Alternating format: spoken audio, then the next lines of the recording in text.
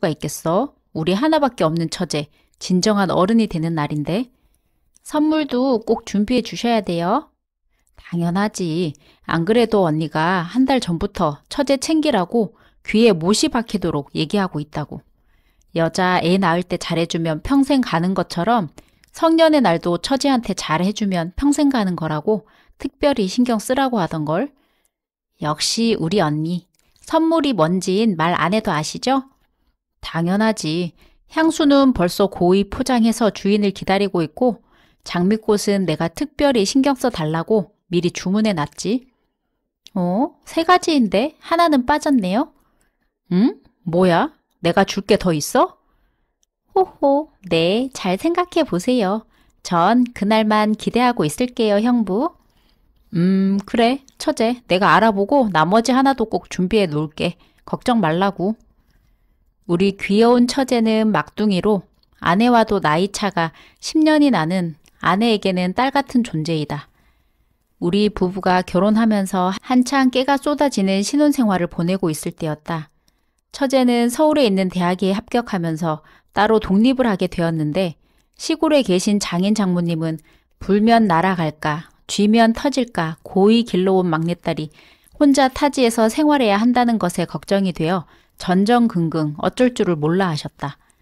아내도 처제가 혼자 생활한다는 것이 불안했는지 우리 신혼집에 좀 데리고 있다가 대학교 기숙사 자리가 생기면 기숙사로 보내고 싶다고 하였다. 집을 구해주는 건 문제가 없지만 요즘이 어떤 세상인데 여자 혼자 자취를 하기에는 너무 험하다는 것이다.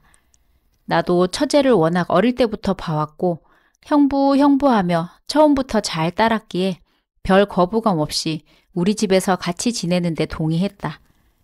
우리도 아이를 가져야지 생각은 했지만 아직 30대 초반이라 급한 것도 아니니 처제가 기숙사로 떠나기 전에는 눈치껏 아내와 시간을 가지면 되리라 생각했는데 그게 생각만큼 쉽지는 않았다. 아내와 나는 맞벌이이기 때문에 평일에는 시간이 없고 서로 한가하게 얼굴 마주 볼 수 있는 날이 주말인데 주말엔 밀린 집안일도 하고 못 잤던 잠도 좀 보충하고 쉬다 보면 금세 월요일이었다. 시간이 여유가 생겨 데이트하거나 장보러 갈라치면 처제가 맘에 걸렸다. 귀가 축 처져 기운 없이 늘어져 있는 강아지처럼 보여 꼭 같이 동행하게 된다.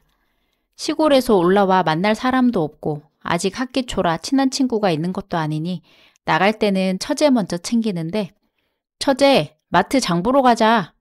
네, 형부. 어느새 채비를 끝내고 소파에서 우리를 기다리고 있다. 나가서 아이스크림이라도 사주면 날름날름 잘도 먹는데 우리 아이 낳으면 이런 기분일까 하는 생각이 들 때도 있다.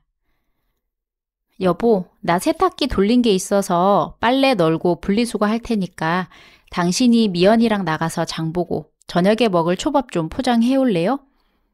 할 게 많아? 같이 나가지. 아님 내가 집에서 일하고 있을게. 당신이 처제랑 나갔다 와. 바람도 좀 쐬고.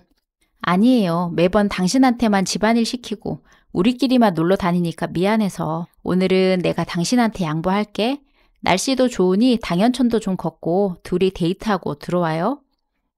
언니 고마워. 그럼 오늘은 형부 내가 빌릴게.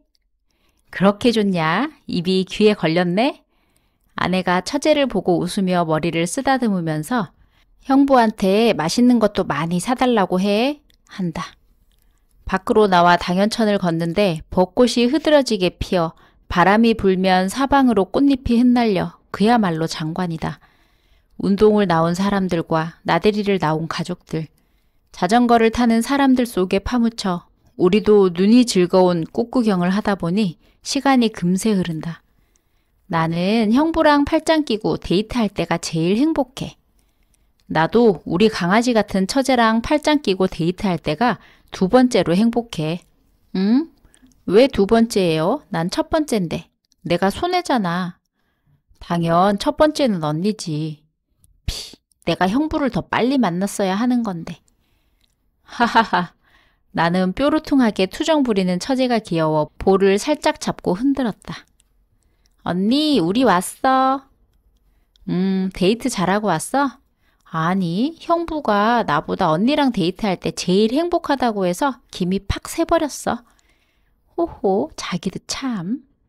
아내는 얼굴에 홍조를 띄우고 웃으며 나한테 다가와 허리에 손을 감으며 쳐다본다. 그런 아내가 이뻐 보이고 하루 종일 혼자 집안일 하랴 고생했다는 의미로 이마에 뽀뽀를 해 주었다. 아, 내 눈! 제발 내 앞에서는 자제해 주세요. 난 아직 미성년자라고. 호호, 하하. 우리 부부는 처제의 밉지 않은 호들갑에 다시 한번 웃었다. 미연아, 언니 오늘 회의가 늦어지는데 아무래도 새벽이나 돼야 일이 마무리될 것 같아. 언니 또 야근이야? 너무해. 오늘같이 특별한 날. 그러니까 말이야. 내가 사고친 김대리 눈이 찢어져라 째려보고 있다. 나는 못 가지만 형부는 지금 너한테 출발한다고 하니까 화 풀어. 형부한테 내가 우리 미연이 극진히 잘 모시라고 했으니까 먹고 싶은 거 하고 싶은 거 다 해. 성인 된 거 축하해 우리 동생. 그리고 사랑해. 고마워 언니. 나도 사랑해. 처제, 언니가 같이 축하해 줘야 하는데 나 혼자 오게 돼서 실망했겠는데. 그래도 내가 언니 목까지 축하해 줄 테니 너무 서운해 하지는 마. 네, 형부가 있어서 다행이에요. 안 그랬음 우울하게 혼자 보내야 하는 성년의 날로 평생 기억됐을 거예요. 선물 잊지 않고 모두 준비해 왔어. 마음에 들 거야. 풀어봐. 남자한테 장미꽃 다발은 처음 받아봐요. 고마워요, 형부. 그 남자가 형부같이 멋진 남자라서 만족. 향수 뿌렸는데 어때요? 성숙한 여인의 향기로 어떤 남자든 넘어올 것 같죠? 당연하지. 눈빛만 스쳐도 쓰러지겠는걸? 그럼 오늘의 눈빛은 형부에게 쏘겠습니다. 으윽. 우리는 근사한 레스토랑에서 외식을 하고 즐거운 기분으로 집으로 들어갔다. 늦은 밤 시간에도 아내는 집에 아직 귀가하지 않고 있었다. 형부, 저 성인 된 기념으로 술도 한잔 하고 싶어요. 그럼 내가 어른으로서 한 잔 따라줄게.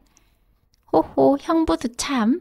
그리고 이제 마지막 남은 선물도 주셔야죠. 응? 이게 다인데? 에이, 제가 제일 바랬던 선물은 세 번째 선물이었는데 형부가 영 눈치를 못 채시니 어쩔 수 없지. 그럼 제가 가져갈게요. 처제! 다음 날 아침이 되어서 침대에서 눈을 떴을 때도 아내는 옆에 없었다. 벌써 일어나서 아침을 차리고 있는 건가 싶어 주방으로 나가봤다. 아내 대신 처제가 앞치마를 두르고 아내 흉내를 내며 아침밥을 차리고 있었다. 처제, 잘 잤어? 네, 형부, 잘 잤어요? 저는 형부 덕분에 새로 태어난 기분이에요. 내가 보기엔 그 전이랑 똑같아 보이는데? 자세히 보면 달라져 있을 거예요. 그럼 가까이 가서 더 자세히 봐야겠네? 내가 처제에게 다가가 얼굴을 가까이 들이밀며 훑어보는 신용을 하자 부끄러워하는 모습이 영락없는 새색시다. 정말 그 전 어리게만 보았던 처제는 더 이상 없다. 처제는 내가 계속 쳐다보자 괜히 부끄러웠는지 말을 돌린다. 언니는 회사에서 밤을 새야 한다고 전화 왔었어요. 어제 형부 전화 제가 대신 받았어요. 그랬어? 나는 대답을 하는 둥 마는 둥 하며 식탁에 놓여있는 접시를 물끄러미 쳐다보았다. 형부? 응, 처제, 이게 뭐야? 딱 보면 몰라요. 형부를 위한 사랑과 정성의 계란 후라이. 아, 계란 후라이였어? 어떻게 해야 이렇게 태울 수 있는 거야? 그래도 제가 처음으로 형부를 위해 준비한 아침이니 기분 좋게 먹어주면 좋겠어요. 처제, 우리 서로 잘하는 사람이 잘하는 걸 하자. 그게 무슨 뜻이에요? 무슨 뜻이긴. 아침은 내가 차릴 테니 처제는 나 요리하는 거 감상하면서 기다리란 뜻이지. 호호, 네. 맛있게 해주세요, 형부. 후라이팬에 계란을 터뜨리고 양념통에 있는 소금을 몇 번 쳐서 간을 했다. 토스트 빵도 몇 개 노릇노릇하게 구워내는 동안 처제에게는 냉장고에 있는 오렌지 주스를 컵에 따라 달라고 부탁했다. 식탁에 둘이 마주 앉아 시식 시간이 되었다. 같이 아침 차려서 먹으니까 이렇게 행복할 수가. 이래서 결혼하나 봐요, 형부. 처제도 얼른 시집 가서 이런 행복을 누리라고. 전 형부가 있잖아요. 나 같은 남자 기다리다간 평생 혼자 살 수도 있어. 눈을 좀 낮추라고. 헤헤, 그럼 이렇게 언니랑 형부랑 계속 같이 살죠 뭐. 처제는 연신 맛있다를 연발하며 싱글벙글이다. 어때? 기가 막히지? 네, 형부 같은 남자를 만나다니 너무 좋아. 난 그냥 오늘 아침 식사 얘기하는 건데. 마냥 이렇게 느그적 대다간 둘 다 지각할 것 같아 처제의 머리를 흐트러지게 쓰다듬으며 얘기했다. 늦기 전에 어서 먹고 학교 다녀와. 넵, 그럼 이따 저녁에 봐요, 형부. 토스트를 입에 한껏 구겨 놓고는 가방을 메고 나서며 처제가 인사를 하고 나간다. 나도 서둘러 출근을 해야겠다.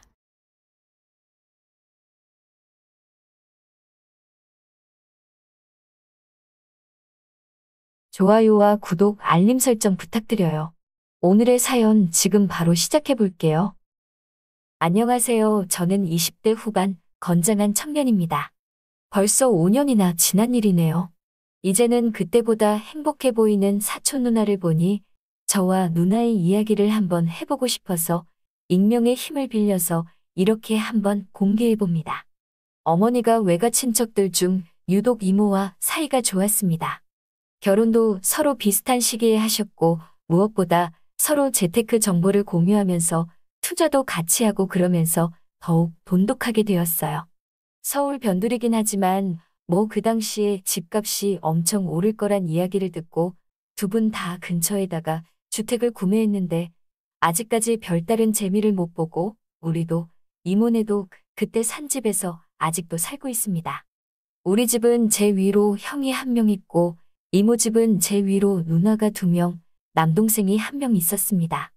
제가 하려는 비밀 이야기는 둘째 사촌 누나와의 이야기입니다. 가까이서 살아서 그런지 양쪽 집은 자주 만났습니다. 형제들도 다 서로 또래들이라서 허물없이 가족처럼 지내왔습니다.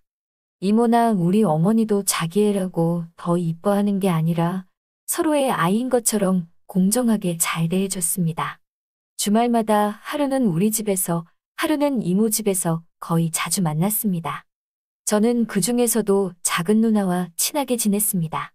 막내 동생이야 저랑도 나이차가 조금 있던 편이라서 저를 잘 따르기도 했지만 거의 동생을 봐준다는 개념이었지 우애라고 할 만한 건 없었어요. 그렇다고 큰 누나와도 사이가 나쁜 건 아니었지만 뭐랄까 너무 어른스러운 느낌도 있었고 조용조용한 모범생 스타일이었기 때문에 조금 거리감이 느껴졌습니다. 그에 비해 작은 누나는 여자답지 않게 털털하고 자유분방한 성격이라서 저랑 잘 맞았던 것 같습니다. 저의 친형도 공부벌레라서 오히려 질풍노도의 시기에는 포만 나는 모범생 형아보다 카리스마 있는 누나가 더 좋았습니다. 큰 누나나 작은 누나 둘 다 출중한 외모로 인기가 많았습니다. 어릴 적에는 큰 누나가 차분하고 여성스러운 성격 때문인지 훨씬 예뻐 보였는데 대학에 들어가니 그게 아니었어요. 큰 누나가 못생겨진 건 아니고 꾸미기 시작하니 그 미모의 격차가 엄청나게 벌어지더라고요. 제가 대학에 들어갔을 때는 작은 누나의 미모는 거의 정점에 달해 있었습니다. 옷 입는 센스도 좋았던 누나에게 옷 좀 골라달라며 쇼핑을 하러 나가면 주변 남자들의 시선이 느껴질 정도로 쇼핑몰 안에 있는 사람들 중에서도 작은 누나의 미모는 독보적이었습니다. 밝게 염색한 머리를 찰랑거리며 이옷저옷 골라와 제 몸에 대주는 누나를 보고 있자면 주변 남자들의 질투 어린 시선이 느껴지곤 했습니다. 누나는 이렇게 둘이서 나가 있으면 자기를 누나라고 부르지 말아달라고 당부를 했어요. 저는 항상 그럴 때면 누나의 남자친구 행세를 해야 했습니다. 이유인즉슨 옆에 나란히 있는 제가 누나의 남자가 아니라 가족이라는 걸 근처의 남자들이 깨닫는 순간부터 누나를 뭐 어떻게 해보려고 연락처나 데이트 신청을 해오는 남자들이 끊이질 않았기 때문입니다. 가족한테 남자친구 역할을 하는 것 자체가 조금 어렵기도 해서 그냥 대충 맞춰주기는 했습니다. 멀찌감치 걷고 있다가 남자들이 추근덕대기라도 하면 쪼르르 달려와 저와 팔짱을 끼고 걸어가는데 제 팔을 휘감고 가까이 밀착한 누나를 의식하면 소름이 오싹오싹 돋기도 했지만 또 그게 그렇게 싫지만은 않았습니다. 저의 여자친구인 척 연기를 하는 행세가 실제로도 연기에 소질이 있었는지 어느 날 누나는 명함을 하나 받게 되었습니다. 연예기획사에서 길거리 캐스팅을 받은 것이었죠. 솔직히 텔레비전에 나오는 연예인들을 누나와 한데 다 섞어놔도 제가 볼 때도 누나가 그 사이에서 딸린다는 느낌을 받지 않을 정도였으니 저도 누나는 성공할 것 같다고 믿져야 본전인데 한번 해보려고 했습니다. 안 될 것 같다면서도 내심 기대를 하는 눈치였습니다. 학교도 사실 썩 잘 간 편은 아니라서 이모 집에서도 누나가 하고만 싶다면 한번 해보라는 식이었습니다. 얼마 안 있어 저는 군대를 갔고 이등병 시절 맨날 여기저기 불려가서 털리기만 했는데 사촌 누나의 단 한 번의 면회로 저에 대한 대우가 많이 달라졌습니다. 면회장에 나타난 누나는 부대 모든 선임들의 마음을 단번에 뺏어버렸고 그 뒤로 사촌 누나의 연락처라도 받아보려는 선임들이 저희 보호자를 자청해와서 마음고생 많이 하는 1,2등병 시절을 걱정 없이 편하게 보냈습니다. 사건이 터진 건 군 생활이 다 끝나가던 저녁을 얼마 앞둔 어느 날이었습니다. 대충 시간만 때우면서 보내고 있는데 동기놈 중 한 명이 헐레벌떡 뛰어오더니 무턱대고 따라와 보라고 하더라고요. 뭔 일인가 싶어 따라갔는데 동기가 구석에서 몰래 숨겨가지고 들어온 핸드폰을 꺼내고는 화면 속 여자를 가리키며 이건 너네 누나 아냐? 라고 말해왔습니다. 동기놈이 말해주지 않아도 새하얀 피부에 눈 밑에 까만 점, 아니 얼굴을 보지 않아도 작게 들려오는 목소리만 들어도 우리 누나인 걸 단번에 알았습니다. 누나는 인터넷 방송을 하고 있었습니다. 인터넷 방송 자체가 나쁜 건 아니었지만 누나는 제가 상상할 수 있는 것 중에 가장 질 나쁜 방송을 하고 있었습니다. 누나는 여전히 예쁘고 남자들은 누나에게 정신을 못 차렸지만 그토록 자신에게 접근하는 남자들을 싫어하던 누나는 온데간데 없고 호응을 유도하며 화면 안에서 짧디 짧고 얇디 얇은 옷을 입고 춤을 추고 있었습니다. 누가 봐도 의도한 듯이 슬쩍슬쩍 모든 것을 보여주는 누나를 보니 만감이 교차했습니다. 얼마 뒤 저는 전역을 했고 집에 돌아와서는 이모 집에도 인사를 하러 간다고 나왔습니다. 제발 누나가 아니었으면 했습니다. 옥탑을 개조해 자취방처럼 쓰고 있는 사촌 누나의 방으로 들어갔습니다. 화려한 조명으로 꾸며진 방이 얼마 전 보았던 방송에서의 방과 똑같았습니다. 누나는 곤히 잠들어 제가 와 있는지도 모르고 세상 모르고 잠에 들어 있었습니다.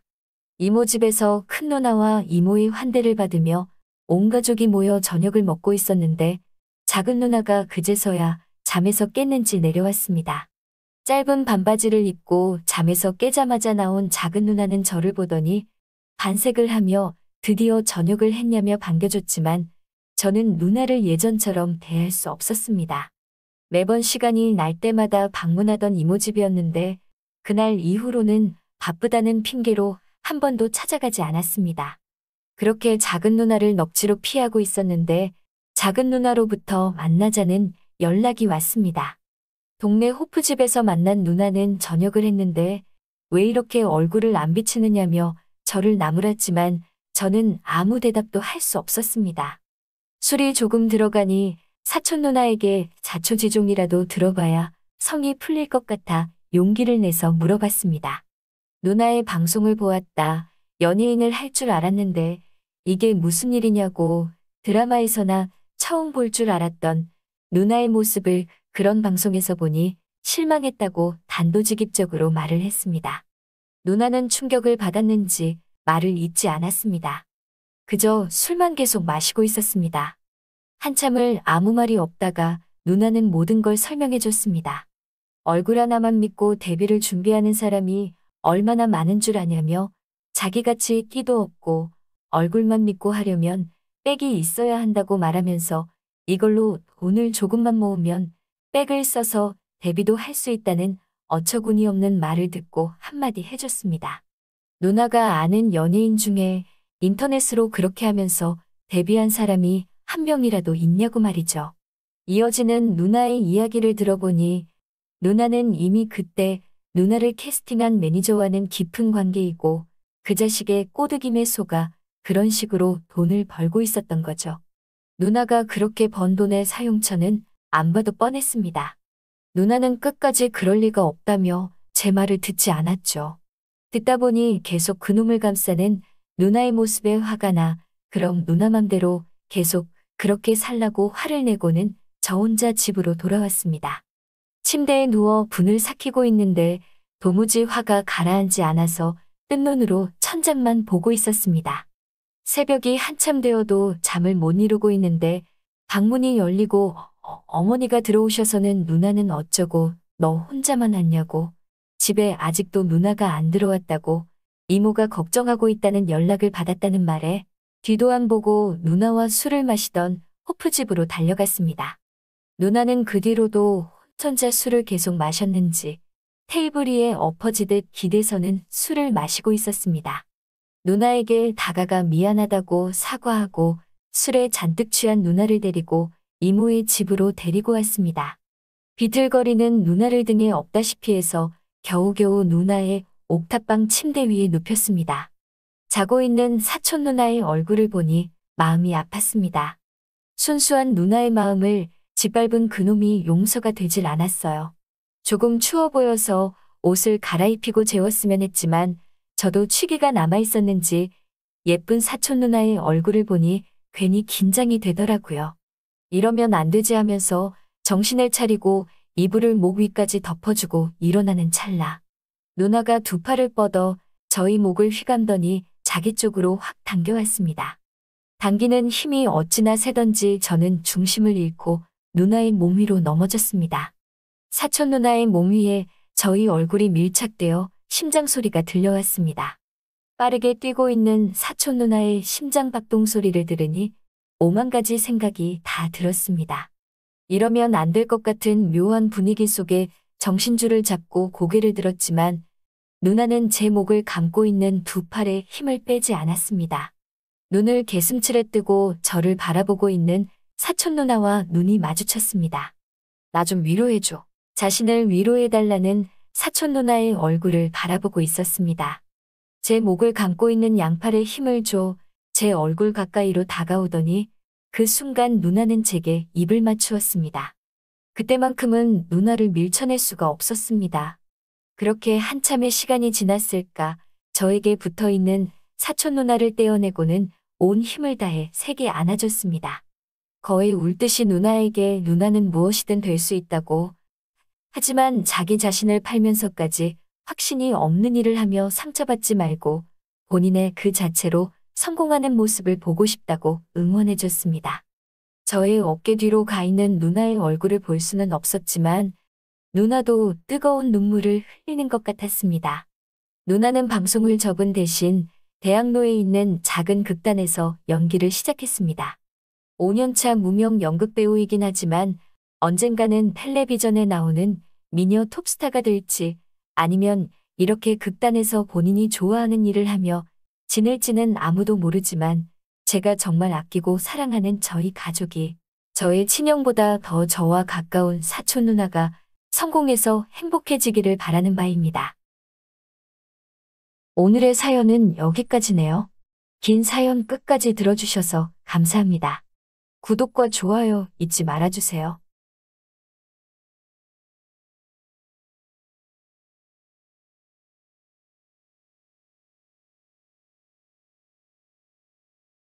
안녕하세요. 저는 20대 초반의 청년입니다. 저는 힘든 학창 시절을 겪었습니다. 중고등학교 때까지 저는 왜소한 편이었습니다. 그래서 친구들에게 무시를 많이 당했죠. 특히 저를 많이 괴롭힌 친구가 있었습니다. 그 친구는 같은 동네 친구입니다. 저랑은 유치원부터 함께 나온 친구였죠. 부모님들끼리도 알고 지내는 그런 사이였습니다. 가족끼리 식사를 하기도 했고 집으로 초대되어 놀기도 했습니다. 부모님들을 우리가 절친이라고 여길 정도였죠. 그런데 초등학교 때도 저는 왜소했습니다. 그래도 친구들과 별 문제는 없었죠. 하지만 중학교에 가면서 상황이 달라졌습니다. 덩치가 크거나 공부를 잘해야 인기가 많았죠. 하지만 저는 둘 다 아니었습니다. 체격도 작고 얼굴도 작아서 어려 보였지요. 자연스럽게 친구들은 저를 무시했습니다. 왕따는 아니었지만 흔히 말하는 밥이었죠. 그래도 아직은 힘들지는 않았습니다. 처음에는 정말로 장난에서 시작되었습니다. 그 친구는 저를 잘 알기에 장난을 많이 쳤습니다. 그리고 그 장난이 점점 과격해지기 시작했죠. 시간이 흐르자 장난이 점점 폭력이 되더군요. 대놓고 구타를 한 것은 아니었습니다. 그냥 지나가다가 툭 치는 식이었죠. 축구를 할 때도 저는 항상 제외였습니다. 가끔 사람이 부족하면 한 자리 끼는 정도였죠. 그것도 못하면 엄청 비난을 들어야 했지요. 반에서 저는 찐따였습니다. 뭐래도 제가 불리했고 저는 친구들의 장난감 같은 존재였습니다. 제 물건을 뺏어가는 일도 많았고 말 안 들으면 복부를 때리기도 했고 장난이라며 제 목을 조르기도 했었지요. 제게는 정말이지 지옥 같은 시간이었습니다. 하지만 항상 장난으로 포장이 되었습니다. 친구들도 인싸인 그 친구의 편이었죠. 그래서 그 친구가 너무 싫었지만 부모님께 말하지는 못했습니다. 자존심도 상했고 믿어주지도 않을 것 같았죠. 그런데 하필 같은 고등학교에 배정이 되었습니다. 정말이지 죽고 싶은 심정이었습니다. 다행히 같은 반은 아니라 그나마 숨통이 트였죠. 그리고 저도 체격을 키우려 노력을 했습니다. 운동도 했고 단백질 보충제도 열심히 먹었죠. 그런 노력 덕분에 조금씩 체격이 커졌지요. 오히려 작은 얼굴은 제 강점이 되었습니다. 그제야 친구들의 괴롭힘에서 벗어났죠. 고3 때는 오히려 친구들이 많이 생겼습니다. 그때의 기억 때문인지 저는 항상 운동을 했습니다. 그래서 대학교 때는 제법 근육질 몸을 가졌죠. 덕분에 대학에서는 오히려 인기가 많은 편이었습니다. 작은 얼굴에 근육질 몸매는 누구나 부러워했죠. 동네에서도 아줌마들이 저를 보며 감탄을 했습니다. 그 친구의 엄마도 마찬가지였습니다. 그런데 그 친구의 엄마를 체육관에서 만났습니다. 저를 만나서는 엄청 반가워하셨습니다. 살 빼려고 운동을 시작했다고 하시더군요. 아줌마는 제게 운동 좀 봐달라고 하셨습니다. 저는 그 친구로 인해 트라우마가 있었죠. 하지만 아줌마에게 내색할 수 없었습니다. 그래서 운동할 때 자세도 봐주고 했습니다. 아줌마는 고맙다며 음료수도 사주셨고 먹을 것도 가끔씩 사주셨습니다. 처음에는 그 아줌마랑 어울리기도 싫었습니다. 그 친구에게 당하던 기억이 떠올라서였죠. 하지만 아줌마가 먼저 제게 다가왔습니다. 탄탄한 제 몸을 만지기도 했고 제 얼굴이 아이돌 같다고 칭찬도 하셨지요. 그리고 자꾸만 자세를 봐달라고도 하셨습니다. 아줌마도 저를 쫓아다니는 여자들 중 하나 같았죠. 그때 문득 복수를 하고 싶다는 생각이 들었습니다. 그 놈의 엄마를 무너뜨리고 싶었죠. 그렇게 생각을 고쳐먹고 아줌마를 봐주었습니다. 무척 친근하게 그녀의 운동을 도왔습니다. 자연스럽게 터치가 많아질 수밖에 없었죠. 우리는 체육관에서 자주 만나게 되었습니다. 서로 친해지면서 편하게 대하기 시작했습니다. 물론 제 터치도 이제는 훨씬 과감해졌지요. 운동을 가장해서 과하게 터치를 하기도 했습니다. 그런데 아줌마도 은근히 기대를 하는 눈치였습니다. 저도 모른 척 열심히 운동을 도와줬지요. 다른 아줌마들은 조금씩 서운한 내색을 했죠. 그러자 친구의 엄마는 무척 좋아하는 게 보였습니다. 마치 자신이 승리자가 된 것 같은 모습이었습니다. 저는 아줌마의 전리품이 된 것 같은 느낌이었습니다. 그래서인지 아줌마도 저를 따로 많이 챙겼습니다. 운동이 끝나고 따로 만나는 일도 많아졌습니다. 처음에는 같이 간단한 간식을 먹기도 했죠. 그리고 함께 식사를 하기도 했습니다. 나중에는 그냥 함께 카페를 가기도 했습니다. 그러다 어느 날 저는 술을 사달라고 해봤습니다. 그러자 아줌마는 집으로 전화를 하시더군요. 거짓말로 둘러대는 소리가 들렸습니다. 아줌마는 친구들과 모임이 있다고 하시더군요. 그리고 오늘 늦게 들어갈 것 같다고 했죠. 마치 오늘 밤늦게까지 함께 보낼 것처럼 말이죠. 사실 아줌마는 함께 밤을 보내자고 해도 승낙할 것 같았습니다. 다만 제가 마음의 준비가 되지 않았죠. 그리고 오늘 그 일을 실행하기로 마음 먹었습니다. 술자리에서 아줌마에게 고민이 있다고 말했습니다. 아줌마는 제 고민을 궁금해하셨죠. 아줌마도 마치 뭔가를 눈치챈 것 같은 느낌이더군요. 저는 술을 한 잔 더 마셨습니다. 아줌마도 같이 술을 마셨죠. 저는 아줌마 때문에 고민이라고 했습니다. 아줌마는 깜짝 놀라시더군요. 저는 아줌마를 보면서 참기가 힘들다 했지요. 아줌마는 놀라면서도 웃으시더군요. 우리는 술기운에 그런 이야기를 주고받았지요. 그러다 저는 아줌마랑 자고 싶다고 했습니다. 안 받아주면 술기운에 실수했다고 할 예정이었죠. 아줌마가 허락을 할 것 같은 분위기였습니다. 하지만 거절할 가능성도 있었습니다. 그래서 잔뜩 긴장을 하고 아줌마의 대답을 기다렸죠. 하지만 아줌마는 묵묵히 술잔을 기울이시더군요. 그리고 몇 잔을 연거푸 마셨습니다. 잠시 후 아줌마는 술에 취해버렸죠. 하지만 정확히 대답은 하지 않더군요. 그저 술에 취해서 제게 자꾸 기대어왔죠. 하지만 왠지 느낄 수 있었습니다. 아줌마가 진짜 취한 게 아니란 사실을요. 그리고 이미 아줌마가 허락한 느낌이었습니다. 우리는 많이 취한 것처럼 가게를 나갔습니다. 그리고 근처 모텔로 조용히 들어갔습니다. 모텔에서는 일이 쉬웠습니다. 예상대로 아줌마도 저를 원하고 있었죠. 아줌마는 이미 작정을 하고 나온 것 같았습니다. 그래서 저는 목적을 이룰 수 있었습니다. 저를 괴롭히던 아줌마의 아들이 떠올랐습니다. 그래서 더욱 심하게 아줌마를 괴롭혔습니다. 아줌마는 아무것도 모른 채 기뻐하더군요. 저도 복수를 한다는 감정에 아줌마를 더욱 괴롭혔습니다. 마치 그놈의 소중한 것을 빼앗는 기분이었죠. 그래서 더욱 철저하게 아줌마를 건드렸습니다. 하지만 곧 죄책감이 밀려들기 시작했습니다. 생각처럼 통쾌하지가 않더군요. 오히려 아줌마에게 미안한 마음이 들었습니다. 그때 아줌마가 저를 꼭 안아주셨습니다. 아줌마는 제가 왜 우는지 몰랐습니다. 제가 친구의 엄마와 이렇게 된 것을 후회하는 줄 알더군요. 그리고 아줌마가 더 미안하다고 했죠. 아줌마도 사랑받고 싶은 여자라고 하셨습니다. 젊고 잘생긴 제가 잘해주니 설레셨다고 하더군요. 잘못된 줄 알면서 참지 못했다고 하셨죠. 저만 괜찮다면 관계를 유지하고 싶어 하셨습니다. 덕분에 저도 죄책감이 조금은 옅어졌지요. 서로가 욕심을 채우는 것뿐이란 생각이 들더군요. 그 뒤로 아줌마와는 더욱 가까워졌습니다. 이제는 죄책감조차 없이 아줌마와 가까이 했습니다. 마치 제 여자친구가 된 것 같았죠. 한 번이 어렵지 두 번은 어렵지 않았습니다. 운동이 끝나고 수시로 만나서 시간을 보냈습니다. 가끔은 운동을 안 하고 바로 만남을 가지기도 했죠. 그때마다 아줌마는 까무러칠 듯 좋아했습니다.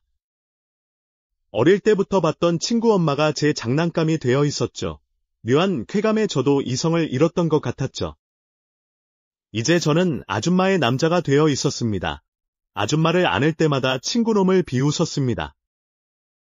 자기 엄마가 어떤 상황인지도 모를 친구놈에 대한 복수심이었죠. 하지만 항상 허탈한 마음이 찾아왔습니다. 아무도 모를 복수에 혼자만 미쳐있는 것 같았죠.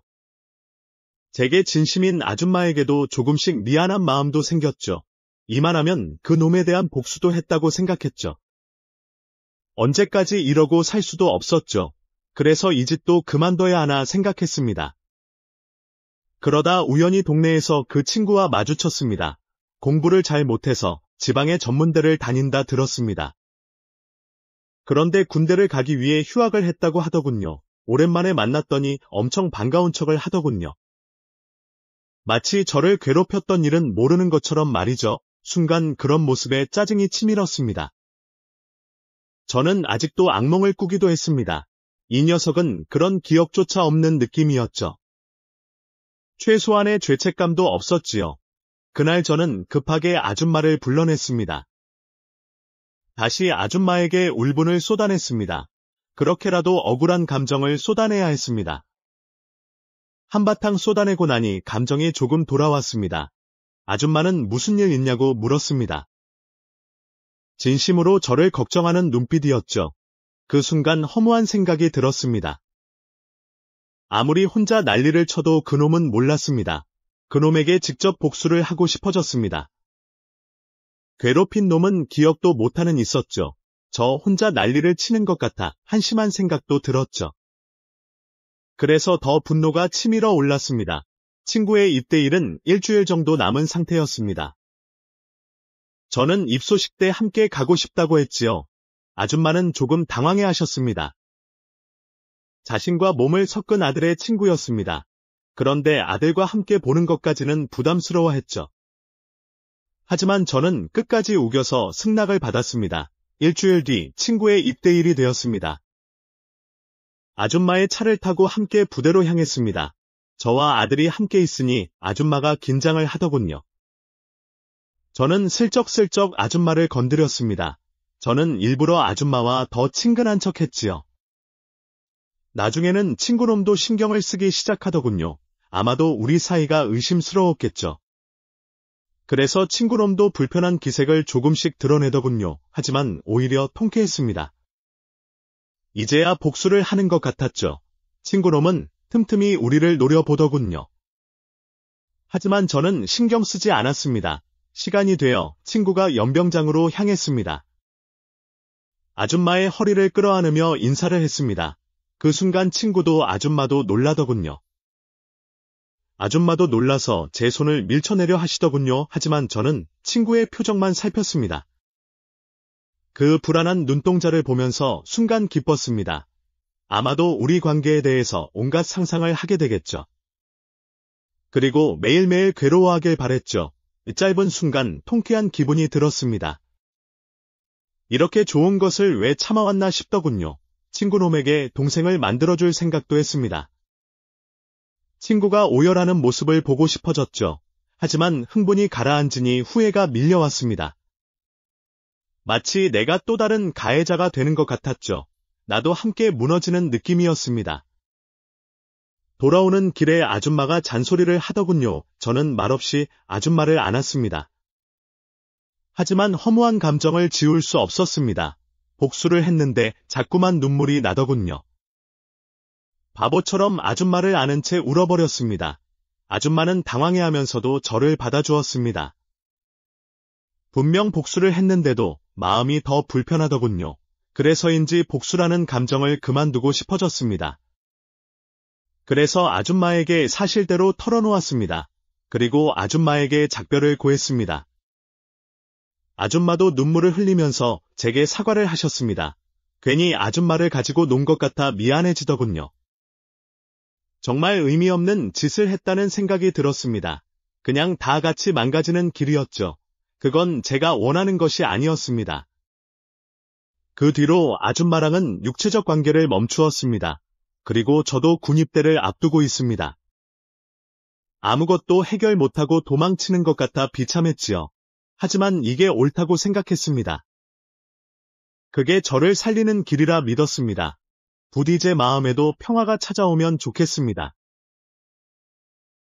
영상 시청 감사합니다.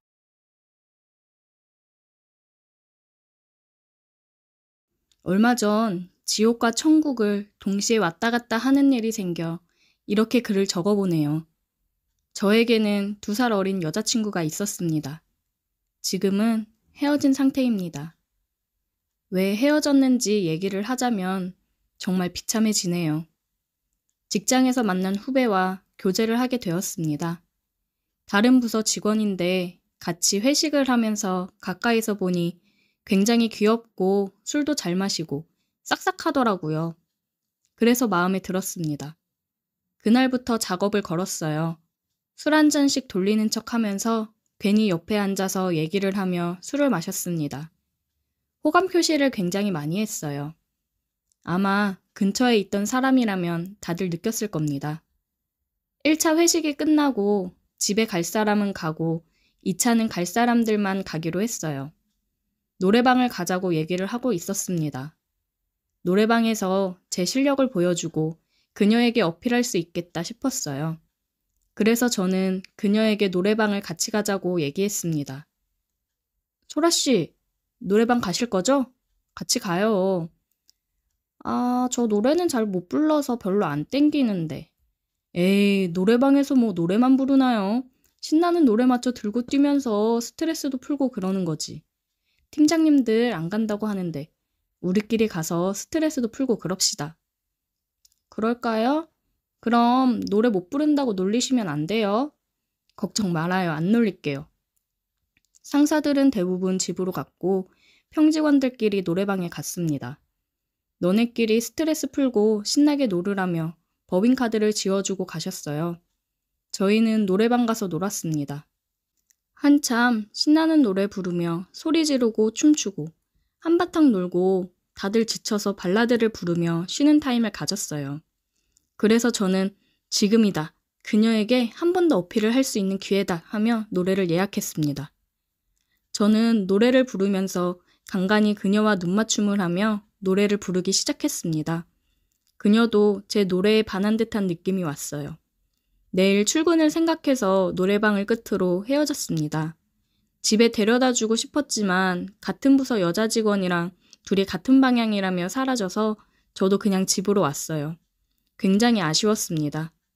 아쉬움을 뒤로하고 집에서 내일 같이 저녁 먹으러 가자고 해야겠다고 계획을 했습니다. 출근을 해서 괜히 그쪽 부서에 어슬렁거렸어요. 응? 대리님, 아침부터 이쪽은 어쩐 일이세요? 소라씨 보려고 왔는데 딱 마주치니 완전 행운이네요. 오늘 혹시 약속 있어요? 아니요, 따로 선약은 없어요. 그럼 오늘 나랑 같이 저녁 먹을래요? 내가 맛있는 거 사줄게요.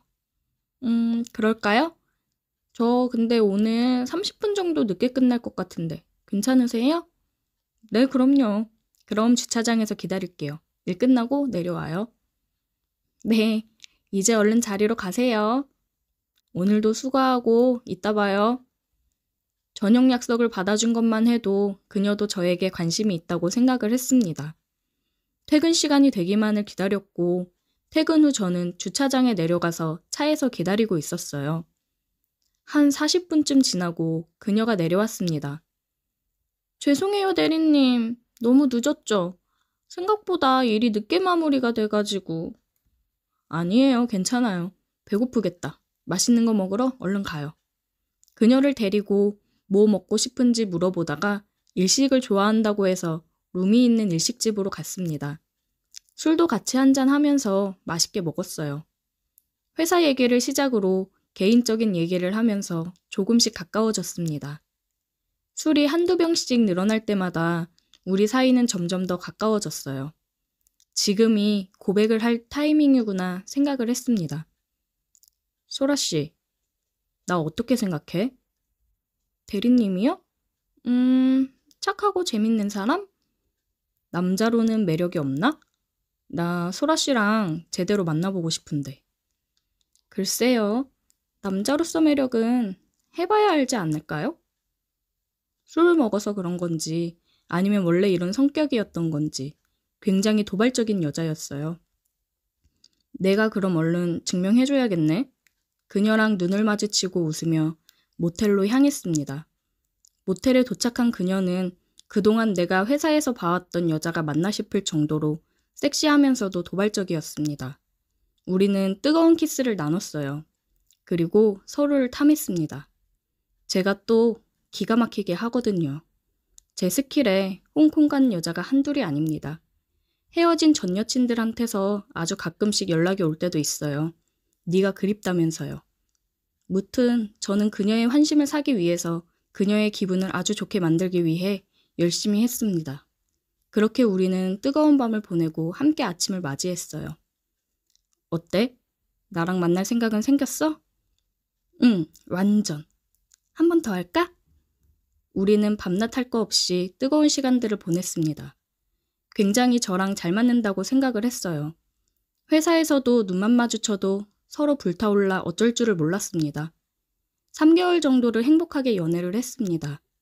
전체적으로 다 잘 맞았고 저희 직장도 정년이 보장되어 있는 직장이라 앞으로 잘 만나면 결혼해서도 굉장히 행복하게 항상 연애하듯 잘 살 수 있겠다고 생각을 했습니다.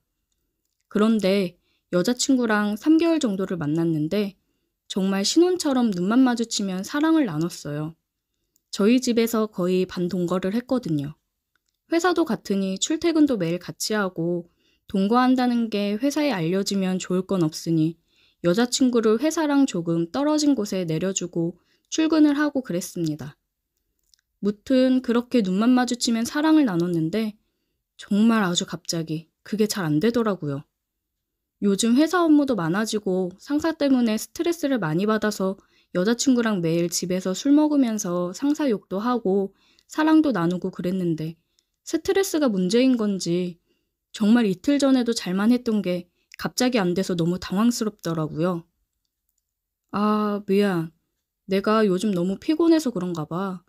오늘은 일찍 자고 피로 회복 좀 해야겠다. 오빠. 많이 피곤한가 보다. 얼른 자자. 저는 괜히 위축이 되었고 여자친구는 뭔가 굉장히 실망한 듯한 표정이었습니다. 이게 갑자기 안 세워지니 남자로서 되게 자존심이 확 무너지더라고요. 회사에 출근하고 근처 약국에 가서 남자한테 좋다는 영양제도 사서 먹고 건강을 챙겼습니다. 3일 정도 열심히 챙기고 잠도 일찍 자고 그랬어요. 내가 오늘은 기필코 여친을 홍콩 보내겠다는 생각으로 밤에 분위기를 잡았고 여자친구한테 키스를 했습니다. 한참을 키스를 했는데도 변화가 없더라고요. 식은땀이 뻘뻘 나더군요. 오빠, 안 되는 거야? 어? 아, 이게 왜 이러지? 미안, 소라야. 내가 요즘 몸이 많이 안 좋은가 보네. 오빠, 무슨 문제 있고 그런 건 아니지? 문제는 무슨... 그냥 피곤해서 그래. 그래, 그럼 쉬어. 나 미주가 잠깐 보자고 했던 거 깜빡했다. 먼저 자. 갑자기? 이 시간에 어디서 만나기로 했는데? 미주가 요즘 고민이 있다네. 그래서 잠깐 보자 했었는데 잊고 있었어. 갔다 올게. 자고 있어. 여친은 황급히 자리를 피했습니다. 느낌이 쎄했어요. 표정에서 느껴졌거든요. 뭔가 저에 대해서 굉장히 실망을 했고 이제 남자로도 안 보인다는 듯한 그 표정을 잊지 못합니다. 아니나 다를까 여친은 다음 날이 되어도 집에 들어오지 않았습니다. 출근하기 전에 연락을 했지만 받지 않더군요. 출근해서 여자친구를 찾아봤는데 저를 피하는 게 느껴졌습니다. 퇴근 후에 여자친구를 붙잡고 잠깐 얘기 좀 하자고 했어요. 여자친구랑 같이 근처 카페에 가서 얘기를 나눴습니다. 소라야, 너 혹시 나 일부러 지금 피하고 있는 거야? 오빠, 미안한데 우리 헤어지자. 갑자기? 왜? 내 입으로 말해줘야 해? 오빠 안 되잖아. 내가 오빠랑 왜 사귀었는지 기억나지? 오빠가 끝내주게 잘해서 사귀었던 건데 지금 거의 일주일 가까이 안 돼서 못하고 있는 거 알지? 돌아올 때까지 기다리기도 힘들고 그러다가 나중에 또 그러면? 생각도 하기 싫다. 그것 때문에 헤어지자는 거야? 너무한다 진짜. 내가 요즘 힘들고 스트레스 받아서 그런 거라고 했잖아. 아 몰라. 나는 솔직히 앞으로 오빠가 계속 안 그런다는 보장이 없잖아. 그냥 여기서 헤어지자. 소라야, 우리 좋았잖아. 좋았던 때 생각해서라도 나한테 조금만 시간을 줘. 좋았던 때 생각해서 여기서 그만하자는 거야. 괜히 더 실망하고 싶지 않으니까. 회사에서는 이전처럼 직장 동료로 잘 지내자. 갈게. 그렇게 그녀는 저에게 가슴 아픈 상처를 남기고 떠났습니다. 헤어진 이유가 굉장히 비참했습니다. 그녀와 헤어지고 회사에 출근을 했는데 그녀는 정말 평소랑 다름이 없더라고요. 저 혼자만 이렇게 자존심 상하고 힘든 이별이었습니다. 집에서 혼자서 세워보려 해도 안 되더라고요. 정말이지 미칠 것 같았습니다. 화나는 마음에 술만 연신 먹었어요. 그리고 연차를 내고 비뇨기과를 한번 찾아가 봤습니다. 왠지 모르게 비뇨기과 가는 게 창피하고 그래서 가기까지 굉장히 망설였어요. 하지만 진짜 이러다가 영영 안 될까봐 창피함도 떨쳐버리고 찾아가게 되더라고요. 들어가니 대기 인원이 몇 명 있고 데스크에 섹시한 간호사 같은 사람이 있더라고요. 들어가자마자 이쁘고 섹시한 간호사가 있으니까 괜히 더 민망하고 창피하고 그랬습니다. 안녕하세요. 처음 오셨어요? 아, 네. 여기 표시되어 있는 곳 작성해 주시고요. 내원 사유도 같이 적어서 주세요. 굉장히 친절하더라고요. 내원 사유를 적으려니 민망해서 죽는 줄 알았습니다. 제출을 하고 대기하라고 해서 기다리고 있었어요. 괜히 헛기침을 하면서 핸드폰만 보고 있었습니다. 이승현님, 진료실로 들러오세요. 떨리는 마음으로 진료실로 들어갔고 제 상황을 의사 선생님께 이야기를 하고 옆에 검사실로 가서 누워있으라고 해서 검사실로 갔습니다. 이쪽 베드에 잠시 누워 계세요? 아, 예. 저는 누워있으라고 그래서 누워있었고 의사 선생님을 기다리는데 안 오더라고요.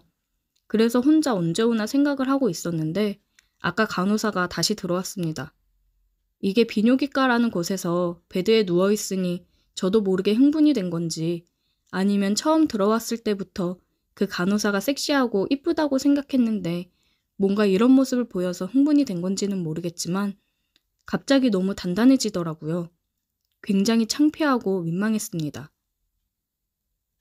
아, 이승현님, 지금 원장님께서 잠깐 다른 분 시술하시는데 조금 걸리신다고 하셔서요. 잠깐 나와서 대기했다가 다시 들어오실 건데, 아, 네, 나갈게요. 그러고 나가실 수 있겠어요? 아까 분명 안 된다고 하지 않으셨나요? 굉장히 잘 되시는데. 그러게요. 이게 갑자기 왜 이러지? 아, 죄송합니다.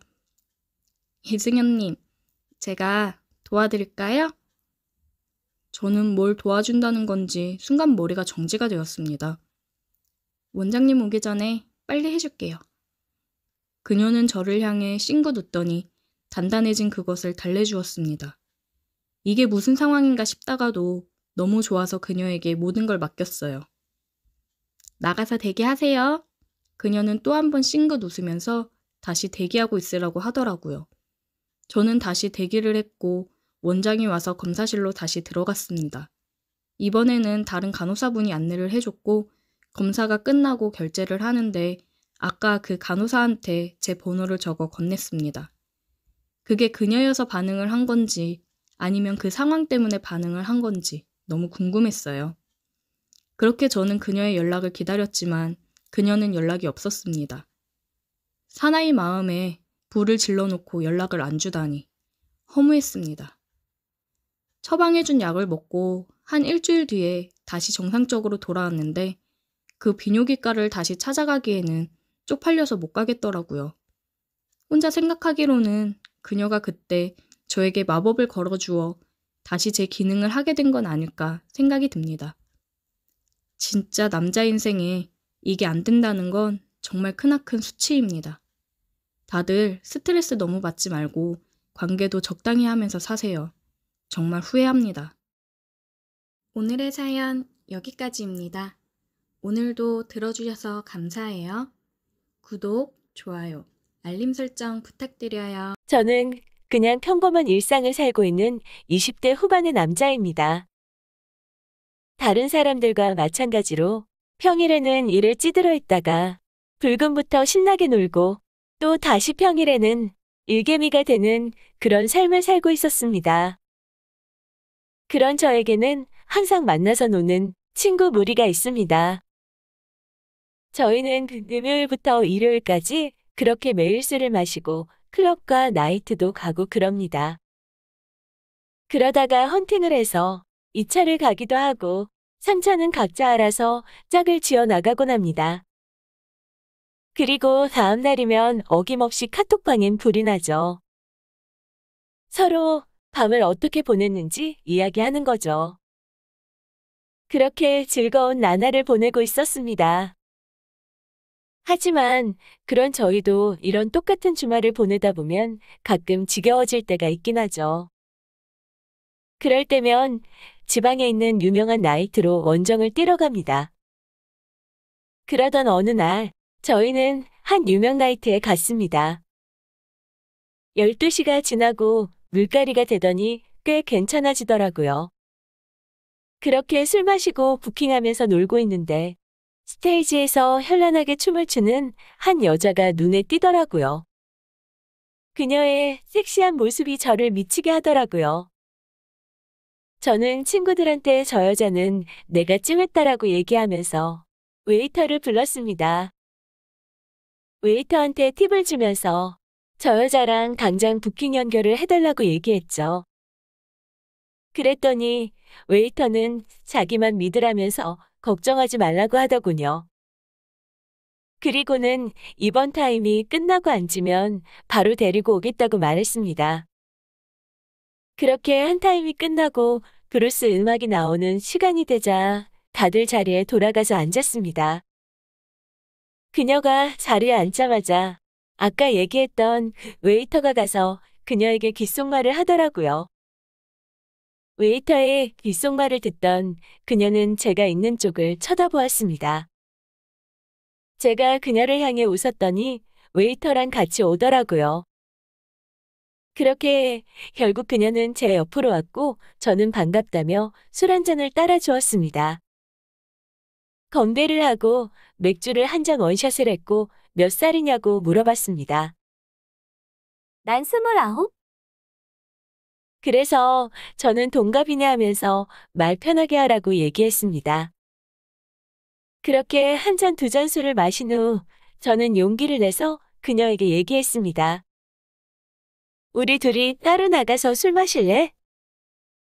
결국 저랑 그녀는 친구들을 뒤로한 채 조용한 룸술집으로 갔습니다. 룸술집에 가서 그녀와 술을 마시면서 여러 얘기를 나누었습니다. 난 그냥 회사 다니고 격리 일을 하고 있어. 스트레스를 풀고 싶을 땐 이렇게 나이트에 와. 그리고 무엇보다 춤추는 걸 무척 좋아한다고 하였습니다. 어쩐지 춤사위가 예사롭지 않았고 그래서인지 제 눈에 띄었고요. 그런데 이 여자 춤만 잘 추는 게 아니라 술도 잘 마시더라고요. 저희는 이런저런 얘기를 하면서 둘이서 소주 2병을 마셨습니다. 그런데도 그녀는 크게 취해 보이지 않았습니다. 오히려 제가 점점 취해가고 있었고 그런 저에게 도발하였습니다. 벌써 취한 거야?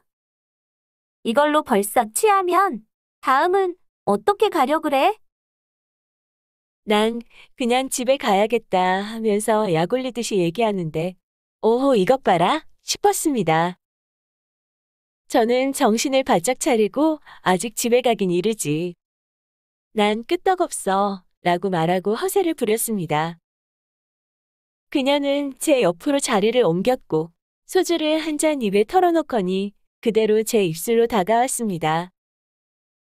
그러면서 소주를 제 입안으로 넣어줬죠.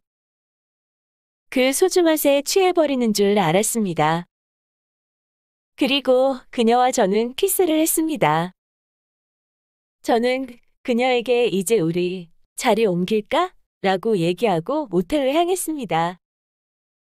모텔로 들어서자마자 우리는 문 앞에서부터 키스를 하며 서로를 탐하기 시작했죠. 섹시했던 춤사위만큼이나 끝내줬습니다. 그렇게 저희는 뜨거운 밤을 보내고 다음날 아침 눈을 떴습니다.